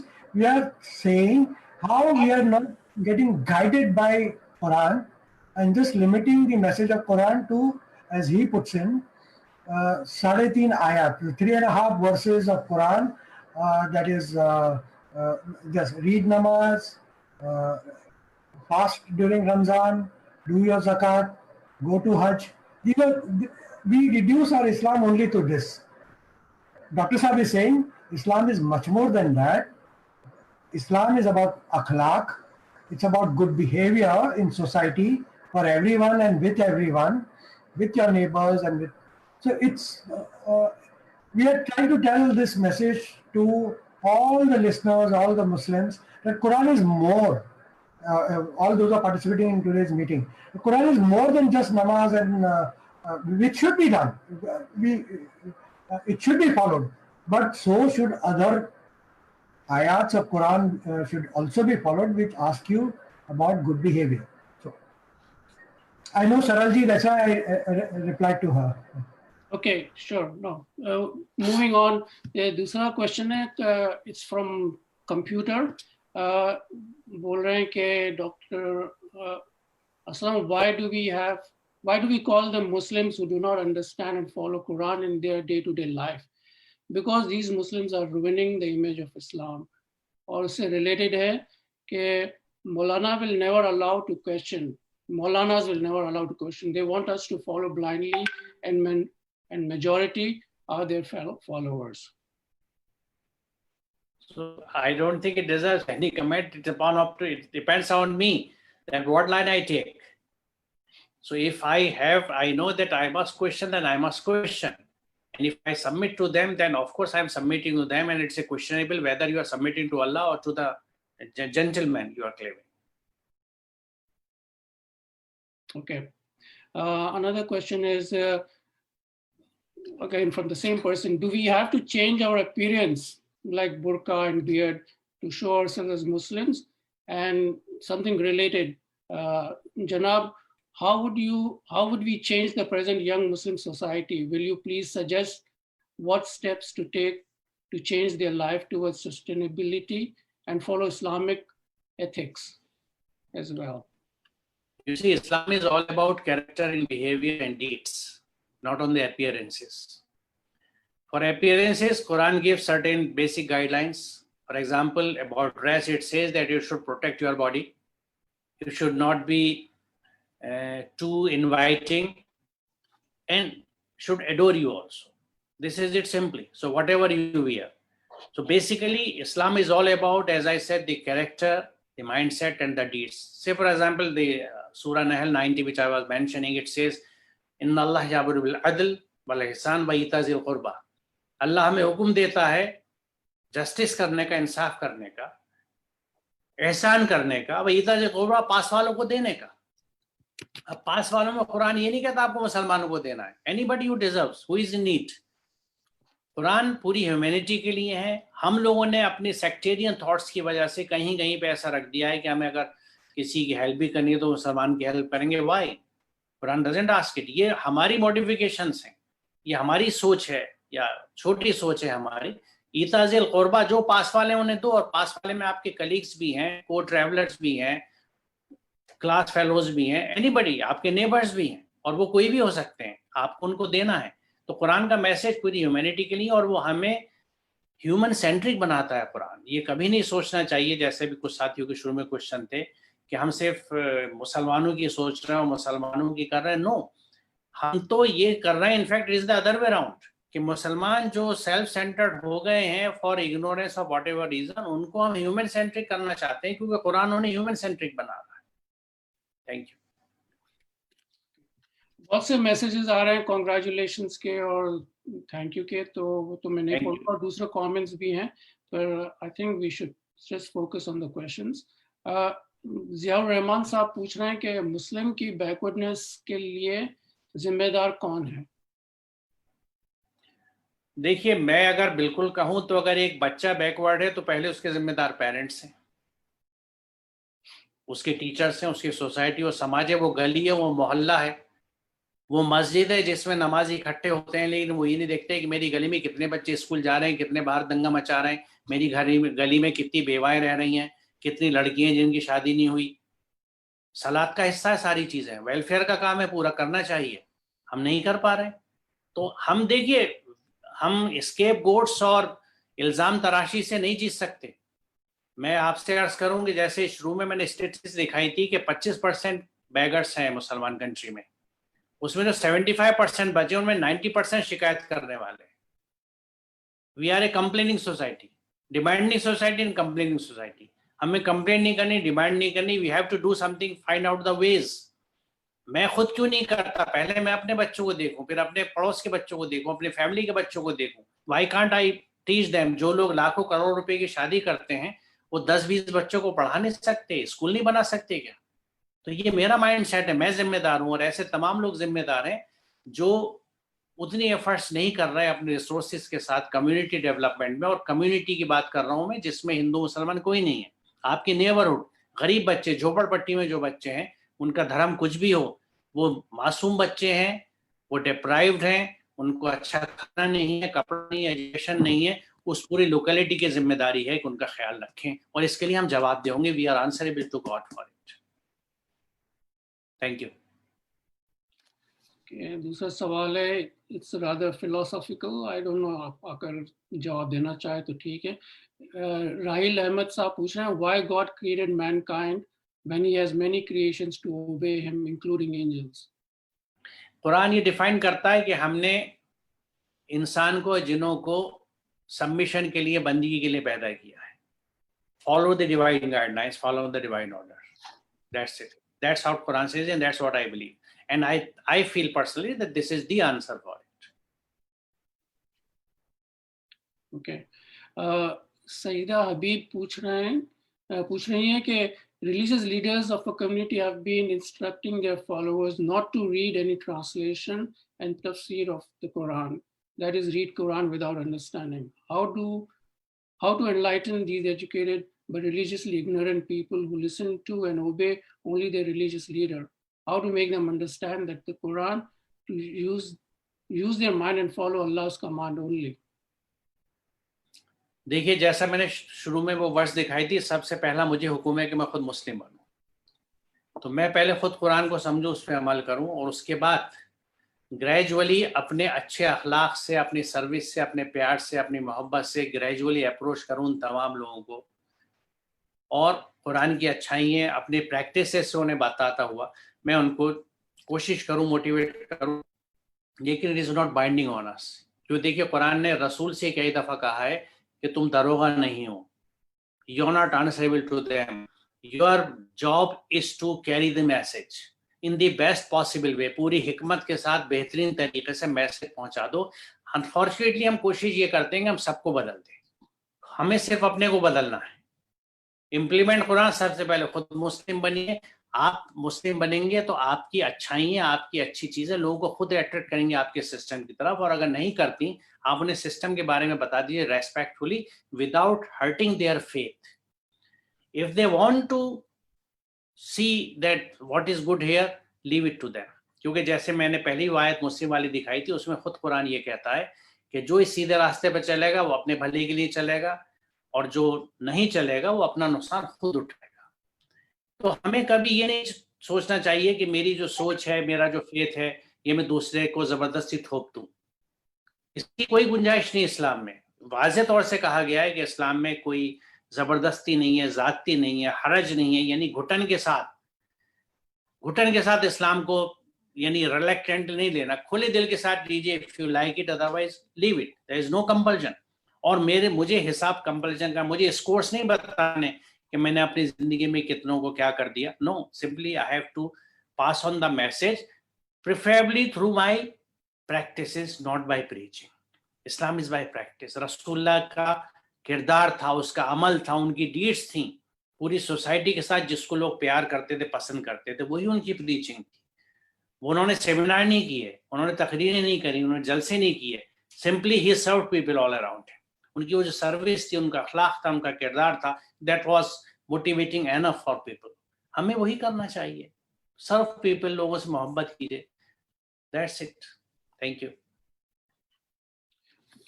कामिनी पूछ रही हैं कि हम करते हैं फिर भी हमारे साथ बुरा क्यों होता है, फिर क्यों कहा जाता है कि जुल्म सहना भी गलत है? देखिए, जुल्म सहना गलत है, लेकिन उस जुल्म से कैसे हैंडल किया जाए उसके तरीके हैं। सबसे बात ये पीसफुल तरीका होना चाहिए और आसान तरीके से होना चाहिए, और इसके लिए जनरलाइजेशन नहीं हो सकता। जनरल गाइडिंग प्रिंसिपल्स हैं कि हमें हमेशा पीसफुली एफर्ट करना है, सस्टेन्ड एफर्ट करना है, परसीवियरेंस जिसको सब्र कहा जाता है। अनफॉर्चुनेटली उर्दू और अरबी में आके अल्फाज गड़बड़ हो जाते हैं। उर्दू का सब्र और है, अरबी का सब्र और। उर्दू में सब्र कहते हैं कि हाथ पैर छोड़ के बैठ जाना, जस्ट डोंट डू नथिंग। अरबी का सब्र है परसीवियरेंस, डटे रहो, continue to work in the same direction, हिम्मत नहीं छोड़िए, लगे रहिए, काम करते रहिए। और देखिए हमेशा क्यों होता है, होता रहता है, तो मैं इसे समझता हूँ it's an opportunity to good. एक अपॉर्चुनिटी मिलती है आपको एक अमले सवाले करने की, अच्छा काम करने की, तो ये मत सोचिए क्यों होता जाता है। हमें अच्छा नहीं करना है। कोई कब तक बुरा करेगा? एक स्टेप आएगी जब वो कहीं ना कहीं अपने स्टैंड को रिवाइज करेगा, और नहीं भी करेगा तो कम से कम हम तो अल्लाह के हुक्म पे अमल करके, परमात्मा की, ईश्वर के कहने पे, ईश्वर वाणी पे अमल करके अपने लिए अच्छाई कमा रहे हैं, एक पुण्य कमा रहे हैं, सवाब कमा रहे हैं, अजर कमा रहे हैं। We should continue to do it. Okay, thank you. Heather Ali पूछ रहे हैं, Heather Ali Merchant, can you give growth graph of Muslim who speak other languages than Urdu? Why only UP and Bihar are presented as face and culture of Indian Muslims? Certainly that was not the intention, but that's where the majority lives. Majority की हालत यकीनन देखिए, north और south में बहुत फर्क है मुसलमानों की कंडीशन में, लेकिन जहाँ पे जैसे मैंने कहा ना कि जो वीकेस्ट सेक्शन है, जिस एरिया में जहाँ पर है वहीं पे ज़्यादा देखा जाएगा। साउथ में बहुत बेहतर है, लेकिन there is scope of improvement everywhere. South میں بہت بہتر ہے, لیکن so far as the understanding of Quran is concerned, it may be slightly better but not 100%. وہاں بھی ریچولزم اتنا ہی ملتا ہے ہمیں. That's how I feel it. I may be wrong and some may have reservations, may not agree with me, and I have no problem with it. کیونکہ مجھے اسلام نے سکھایا, قرآن نے سکھایا کہ I am comfortable with everybody. Rather I love everybody. وہ چاہے کچھ بھی سوچ رکھتا ہو میرے بارے میں, کسی کے بارے میں, وہ میرے لیے ایک ہیومن بینگ ہے, انسان ہے, اور مجھے اس سے محبت کرنی ہے, مجھے اس کی عزت کرنی ہے, which I will do inshallah, always till I die. Thank you. Next question is Utkarsh کی طرف سے ہے. My question is, when we go to give dawah to our brothers in humanity, then they say how Quran is different from other religious books, because all religion scriptures have good teachings for all humanity. So the question is, how is the Quran different from other religious books? ہمیں problem یہی ہے کہ ہم دعویٰ preaching سے لے کے جاتے ہیں. I believe in practice. If we become a good practicing society, the difference will be obvious. I need not say anything. As I said, that the Quran gives us the concepts or the orders, so there is a divine order, to be a society where every individual, as I said, and I'm sorry if I'm repetitive, always speaks good, always does good to others, he's a thorough gentleman, helping everybody. Now this type of character in itself is dawah. When we go dawah for preaching only, then there are many other questions which people ask. اور اس میں بہت blunt questions بھی ہوتے ہیں کہ یہ سب اتنا اچھا ہے تو آپ کی تمام کنٹریز جو مسلم کنٹریز کہلاتی ہیں وہ سب آگ کیوں لگی ہوئی ہے اس میں, یہ آتنکواد کیوں مچا رکھا ہے, یہ اسلام کے نام پہ ٹیررزم کیوں ہو رہا ہے, بہت کچھ چیزیں ہوتی ہیں. تو اگر ہم لوگ کہیں پہ برا کر رہے ہیں, اگر 4 لوگ برا کر رہے ہیں تو 40 لوگ اچھا کرنے میں تو کھڑے ہو نا. You see, it is easier to speak than to do. We still believe in speeches. We should take the message the way Prophet did. میں کہوں جیسے میں نے ابھی کہا تھا کہ رسول اللہ نے سیمینار اور کانفرنسز نہیں کری تھی. ان کا دعویٰ جو تھا وہ ان کے عمل سے تھا, ان کے کردار سے تھا, ان کے اخلاق سے تھا, ان کی معاملے داری سے تھا. ہم اسے کیوں اوائڈ کر رہے ہیں؟ کیونکہ یہ مشکل کام ہے. ہم سوچتے ہیں آسان راستے سے, پتلی گلی سے ثواب کما لیں. It's not done. نہیں ہوگا ایسے, نہیں ہوگا ایسے. Sorry. Next question is Azima Salim کی طرف سے ہیں. How will one deal with casteism within Muslim community? Why is it becoming dominant narrative within the Muslim community? Does it have any reference within Islamic and Quranic context?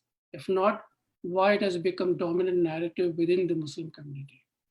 دیکھیے, اسلام میں اور قرآن میں واضح کہا گیا ہے کہ آپ کو ڈفرینٹ برادریوں میں اس لیے بنایا گیا ہے کہ آپ دوسرے کو پہچان سکیں, اور اللہ کے نزدیک سب سے بہتر وہ ہے جو تقوی میں بہتر ہے.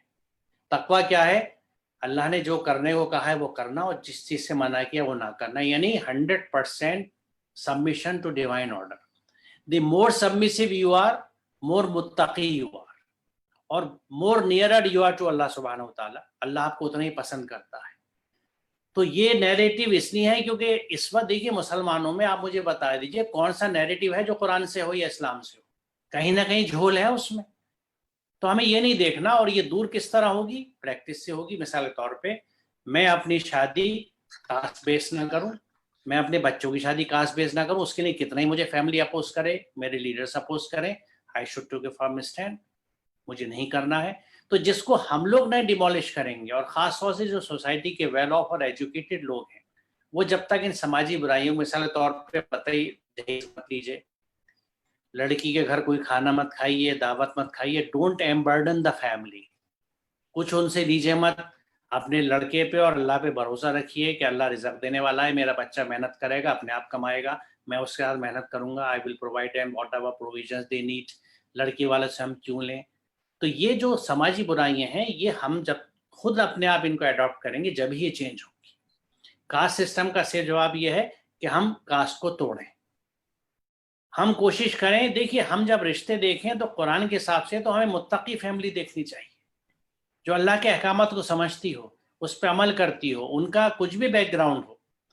وی شوڈ لک, کیونکہ اللہ کو اگر تقوی پسند ہے تو ہم کون ہوتے ہیں تقوی کو پسند نہ کرنے والے؟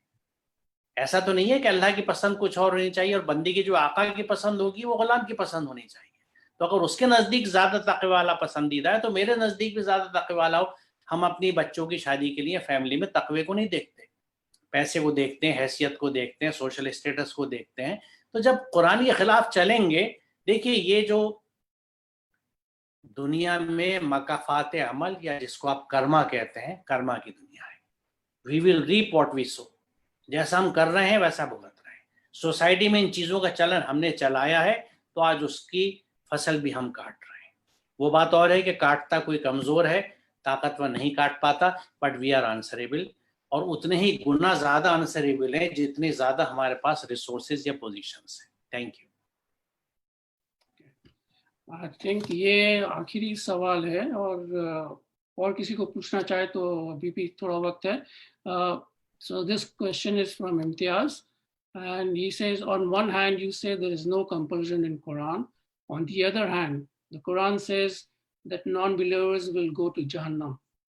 Isn't Quran compelling to make believers of fear? Isn't there a contradiction? And why use fear to make believers? No, it's not a compulsion. It is a simple narrative.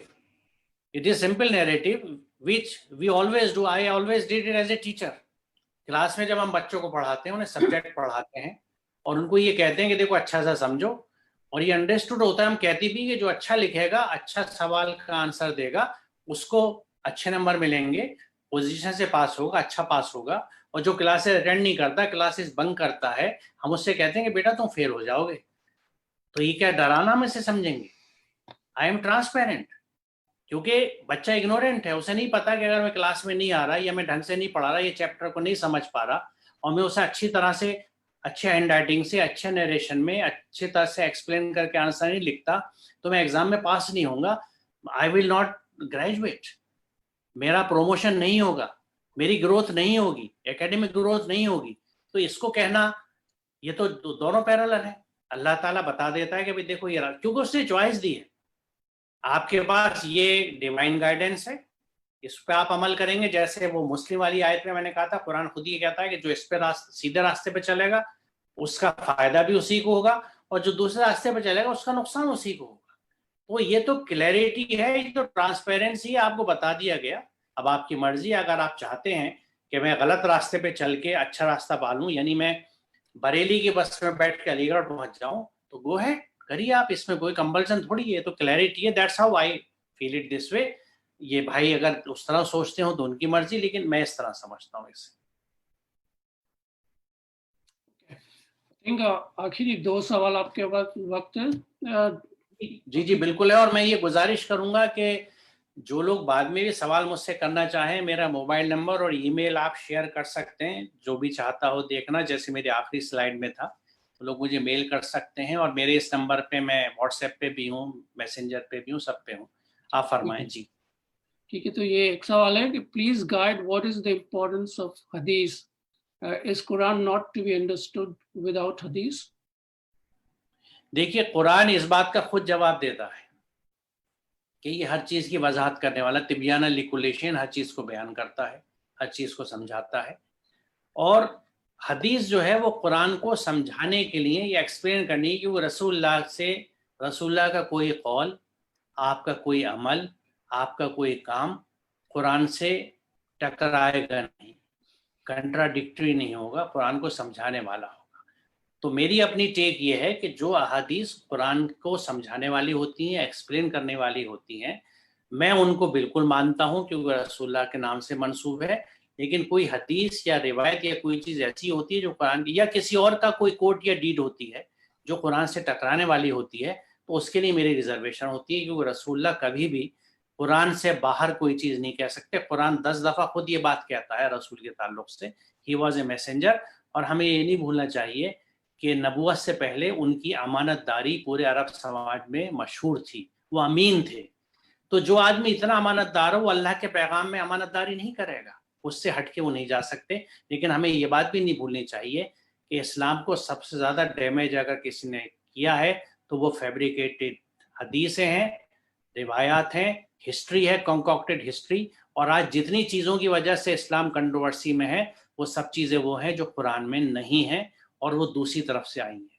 کہیں دوسری مثال طور پہ رجم جس کو آپ کہتے ہیں اسٹوننگ ٹو ڈیتھ، وہ قرآن میں نہیں ہے، وہ ببلیکل پنشمنٹ ہے، لیکن ہمارے مفسرین نے قرآن میں لے آئے اور وہ قرآن کا حصہ بن گئی، اور یہ کہتے ہیں کہ آیت رجم جو تھی وہ غائب ہو گئی. بہت کچھ ہے، یہ اس سے انٹائر ڈفرینٹ تھنگ، لیکن قرآن ایز سچ اپنے آپ کو بہترین طور سے سمجھاتا ہے. شکریہ، میرا اس میں ٹیک یہ ہے. یہ سوالات ہیں دو آصف خان کی طرف سے، both are related questions. So what are the specific reasons for poor socio-economic status of Muslims in North India? اور سے related ہے, how are we going to cope with the material capitalist culture which promote materialistic values? دیکھیے second question کا answer تو یہ ہے کہ if you understand Quran and practices تو ہماری our priorities change. کیونکہ قرآن مال کو جمع کرنے کے لیے منع کرتا ہے. قرآن یہ کہتا ہے کہ لوگ تم سے پوچھ رہے ہیں کیا خرچ کرو، قولی لف، ان سے کہہ دو جو تمہاری ضرورت سے زیادہ وہ دوسروں پہ خرچ کر دو. قرآن کا تو فلسفی جو ہے وہ خرچ کرنے پہ ہے کہ خرچ کر دو جو ضرورت مند ہے ان کے اوپر. وہ کبھی بھی یہ نہیں کہتا کہ اپنے آڑے وقت کے لیے کچھ بچا کے رکھو، کیونکہ بڑی اہم بات ہے کہ میں اگر اپنے آڑے وقت کے لیے کچھ بچا کے رکھتا ہوں اور میں یہ سمجھتا ہوں یہ مال میرے آڑے وقت پہ کام آئے گا، تو آپ مجھے بتائیے شرک نہیں ہے کیا؟ میں آڑے وقت پہ اللہ سے نہیں مدد کی امید مانگتا، میں یہ مانتا ہوں کہ میرا مال مجھے بچا لے گا. اور قرآن کیا کہتا ہے؟ ویل لکل، سورہ حوض میں، ویل لکل ہمزۃ لمزۃ للذی جمع مالا وعددہ یحسب ان مالہ اخلدا. ویل جہنم کا بہت خطرناک علاقہ ہے. قرآن یہ کہتا ہے ویل ہے ہر اس شخص کے لیے جو ہمز و لمز میں مبتلا ہے. ہمز لمز کیا ہے؟ کہ سامنے کسی کا مذاق اڑانا، جس کو ہم چھیٹے بازی کہتے ہیں، اور پیٹھ پیچھے اسے برا کہنا، یعنی بیک بائٹنگ کرنا. اور تیسرا کیٹیگری کون ہے؟ جس کو قرآن کہتا ہے ویل میں جائیں گے، جو مال کو جمع کر کے گن گن کے رکھتا ہے کہ وہ اس کو قائم رکھے گا. تو مال کے جمع کرنے کے لیے تو قرآن میں بہت سخت احکامات ہیں، قطعاً اس کی اجازت نہیں ہے. پہلا پارٹ کیا تھا؟ سوری میں مس ہو گیا، پلیز ذرا دوبارہ بتائیے گا. What are the specific reasons for poor socio-economic status of Muslims in North America? Yes. دیکھیے اس میں نارتھ اور ساؤتھ میں فرق یہ ہے کہ ساؤتھ میں مسلمان زیادہ پڑھے لکھے ہیں، ایجوکیٹڈ ہیں، تو دیٹس وائی دے انڈرسٹینڈ، ان کا ایجوکیشن. اور اس کی بھی ریزن ہے، ایسا نہیں ہے کہ یہ جیوگرافیکل. دیکھیے جو پارٹیشن ہوا تھا اس سے نارتھ افیکٹ ہوا ہے. پارٹیشن میں جو ایجوکیٹڈ اور کریم تھی، ایلیٹس تھے مسلمانوں کے، دہلی کے، یو پی کے، بہار کے، بنگال کے، پنجاب میں قتل عام ہوئے، وہ سب لوگ یا تو مائگریٹ کر گئے یا مارے گئے. South was not that much affected with partition, rather almost not affected. تو ساؤتھ میں وہ کلچر، وہ گروتھ، وہ ڈیولپمنٹ کمیونٹی کا انٹیگریٹڈ رہا، محفوظ رہا. نارتھ میں جو مسلمان بچے تھے وہ آرٹیسنس تھے، پور تھے، لٹریٹ تھے، تو ان کو یعنی زیرو سے نہیں بلکہ نیگیٹو اسکل سے لے کے چلنا پڑا ہے. تو اس لیے نارتھ میں سین دوسرا ہے. ساؤتھ میں ایجوکیشن ہے، لوگوں کو سمجھ ہے، اس لیے وہ کمیونٹی ڈیولپمنٹ کا کام کرتے ہیں، ان کو احساس ہے they have to change priorities, اسی لیے ان کے ایجوکیشن انسٹیٹیوشنس ہیں. اور ایسے ہیں جو 100 سال بنا چکے ہیں. ابھی پچھلے دنوں مجھے ایک چیف گیسٹ بلایا تھا ایک انسٹیٹیوشن ہے جو اپنے 100 سال سیلیبریٹ کر رہا تھا. تو وہاں ایسے ایجوکیشن موومنٹس ہیں. نارتھ میں آپ کو بہت کم انسٹیٹیوشن اچھی کنڈیشن میں دیکھیں گے، کیونکہ میں ایجوکیشن انسٹیٹیوشن سے جڑا رہا ہوں، اس لیے آپ کو بات بتا رہا ہوں. تو یہ سارا فرق ایجوکیشن کا ہے اور ایک ری ڈیفائنڈ پرائرٹیز کا ہے. ساؤتھ کا مسلمان بہت سمپل رہتا ہے، ان کے یہاں اتنا دکھاوا نہیں ہوتا جتنا نارتھ میں ہوتا ہے. ان کے یہاں شادیاں سمپل ہوتی ہیں، نارتھ میں بڑی دھوم دھڑاکے سے ہوتی ہیں، اور سینٹرل انڈیا میں بھی کسی حد تک. تو یہی وجہ ہے جس کی وجہ سے ڈفرینسز ہیں. But things are changing, they are catching up. South کے کچھ لوگ، کچھ موومنٹس، آرگنائزیشن نارتھ میں آ رہے ہیں، نارتھ کے لوگ بھی کچھ سبق سیکھ رہے ہیں. تو تھنگس آر چینجنگ الحمدللہ. Thank you. Next question is from Samira Fahim. She's asking, please clarify about Muslim appearance. As you said, character is important, not the appearance, but Surah Ahzab says about parda. Please explain. دیکھیے جیسے میں نے آپ سے کہا کہ لباس کے لیے ڈیفائن کیا گیا ہے، اسی طرح سے ڈیفائن یہاں پہ کیا گیا ہے. لیکن وہاں پہ جس چیز کی ڈیفینیشن ہے، ہوتا کیا ہے کہ ایک لفظ ہے اردو میں جس کو ہم غلو کہتے ہیں، عربی میں ہم چیزوں کو بہت زیادہ بڑھا دیتے ہیں. تو لہٰذا اور دوسری ایک اور بات ہے جس پہ میں آپ سے یہ توجہ چاہوں گا سب کے کہنے کی، کیونکہ ہم یعنی عورتوں کو پردہ کرانے اس حد تک چلے جاتے ہیں کہ اس کو بالکل کور کر کے گھر کے اندر بند کر دیتے ہیں. اس کو مسجد میں اس لیے نہیں آنے دیتے کہ اس کو دیکھنے سے یعنی کچھ ایمان متزلزل ہوگا یا وسوسے آئیں گے یا شیطان. میں یہاں پہ ایک سوال یہ کرنا چاہتا ہوں کہ سورہ نور کی آیت نمبر 30 دیکھیے اور آیت نمبر 31 دیکھیے. 30 میں کیا کہا جاتا ہے کہ مومن مردوں سے کہا گیا ہے کہ تم اپنی نظریں نیچے رکھو. یہاں ڈیفائن ہو جاتا ہے پردہ. مومن 31 میں مومن عورتوں سے کہا گیا اپنی نظریں نیچے رکھو، یعنی میں اگر اپنی نظریں نیچے رکھوں گا I won't stare a person تو مجھے کہاں سے وہ ایل فیلنگز یا شیطانی وسوسے آئیں گے. میں اسٹیئر کروں گا، میں دیکھوں گا، لہٰذا تم پورے کورڈ ہو جاؤ اس طرح سے کہ میں تمہیں دیکھ نہ پاؤں. I don't think it is justified. کیونکہ ہم دیکھیے قرآن میں ایک بیلنس ہے، ہمیں بیلنس اپروچ لے کے چلنی چاہیے. جب قرآن یہ پہلا حکم دے رہا ہے کہ آپ اپنی نظریں نیچے رکھیے تو میں پہلے نظریں نیچے رکھنے کی بات کیوں نہیں کرتا؟ اس کے بعد یقیناً نہیں کہا گیا ہے کہ اور اپنی شرمگاہوں کی حفاظت کرو. 31 میں عورتوں سے کہا گیا ہے کہ آپ اپنی زینت دکھاتی نہ پھریں اور اپنی اوڑھنیوں کو اپنے سینوں پہ رکھیں. تو یہ ڈیفائن کیا جا رہا ہے، لیکن ان دونوں کیسز میں پہلی چیز جو کہی جا رہی ہے وہ یہ کہی جا رہی ہے کہ نظریں نیچے رکھ کے ہم نظر کا اہتمام یا نظر کی احتیاط کو کہیں نہ کہیں بھول جاتے ہیں. ہم چاہتے ہیں یہ چیز سامنے نہ آئے، چیز سامنے ہے لیکن میں نیچے دیکھ رہا ہوں تو کیا ہوگا؟ Nothing will happen. اور پہلا حکم اسی چیز کا ہے کہ اپنی نظر کو نیچے رکھو. تو ہمیں اپنے سوسائٹی میں نظر نیچے رکھنے کی عادت کو کلٹیویٹ کرنا ہے جو آلموسٹ اب ختم ہو چکی ہے.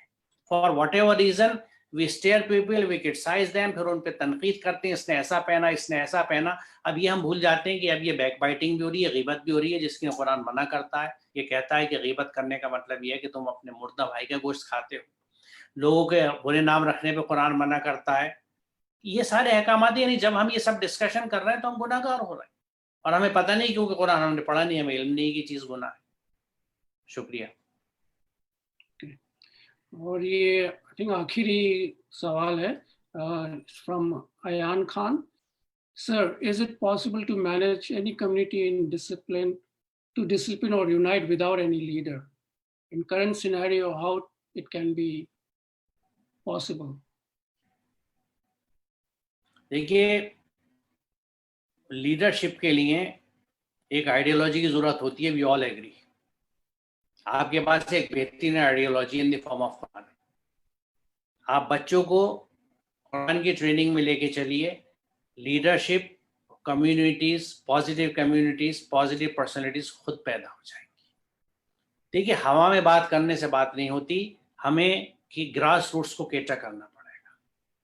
ہمیں بچوں کو پیدائش سے پہلے ایکسپیکٹنگ مدرس کو ٹریننگ دینی ہوگی تاکہ the child which she is caring should be train, جو ایک سائنٹیفک فینومینا ہے. بچپن سے بچے کو آپ پازیٹیو اچھی ٹریننگ دیں گے، قرآن کے حساب سے ٹرین دیں گے، تو وہ جو کمیونٹی کو اٹھے گی اس میں لیڈرشپ بھی پیدا ہوگی، وہ ایک آئیڈیالوجی کے ساتھ جینے والی ہوگی، وہ ہیومن سینٹرک ہوگی، وہ چھوٹی چھوٹی باتوں پہ ڈفرینسز نہیں کرے گی. The entire scenario will change. لیکن چینج گراس روٹ سے کرنی ہوگی and that can not happen without divine guidance. میں ایسا سمجھتا ہوں، میرے ایسا فیتھ ہے. یہ نہیں ہوتا تو آپ دیکھ لیجیے، آپ 10 طریقے اپلائی کر لیجیے. 50 سال سے تو پوری سوجھ بوجھ کے ساتھ میں دیکھ رہا ہوں کہ کتنی اٹیمپٹس ہوئی ہیں اتحاد ملت کی، لیڈرشپ کی. وی ہیو فیلڈ آلویز، کیونکہ ہم اپنی سینٹرل لیڈرشپ سے آئیڈیالوجی سے ہٹ چکے ہیں. اس کی طرف لوٹیں گے تو ساری چیزیں خود پیدا ہو جائیں گی. Thank you.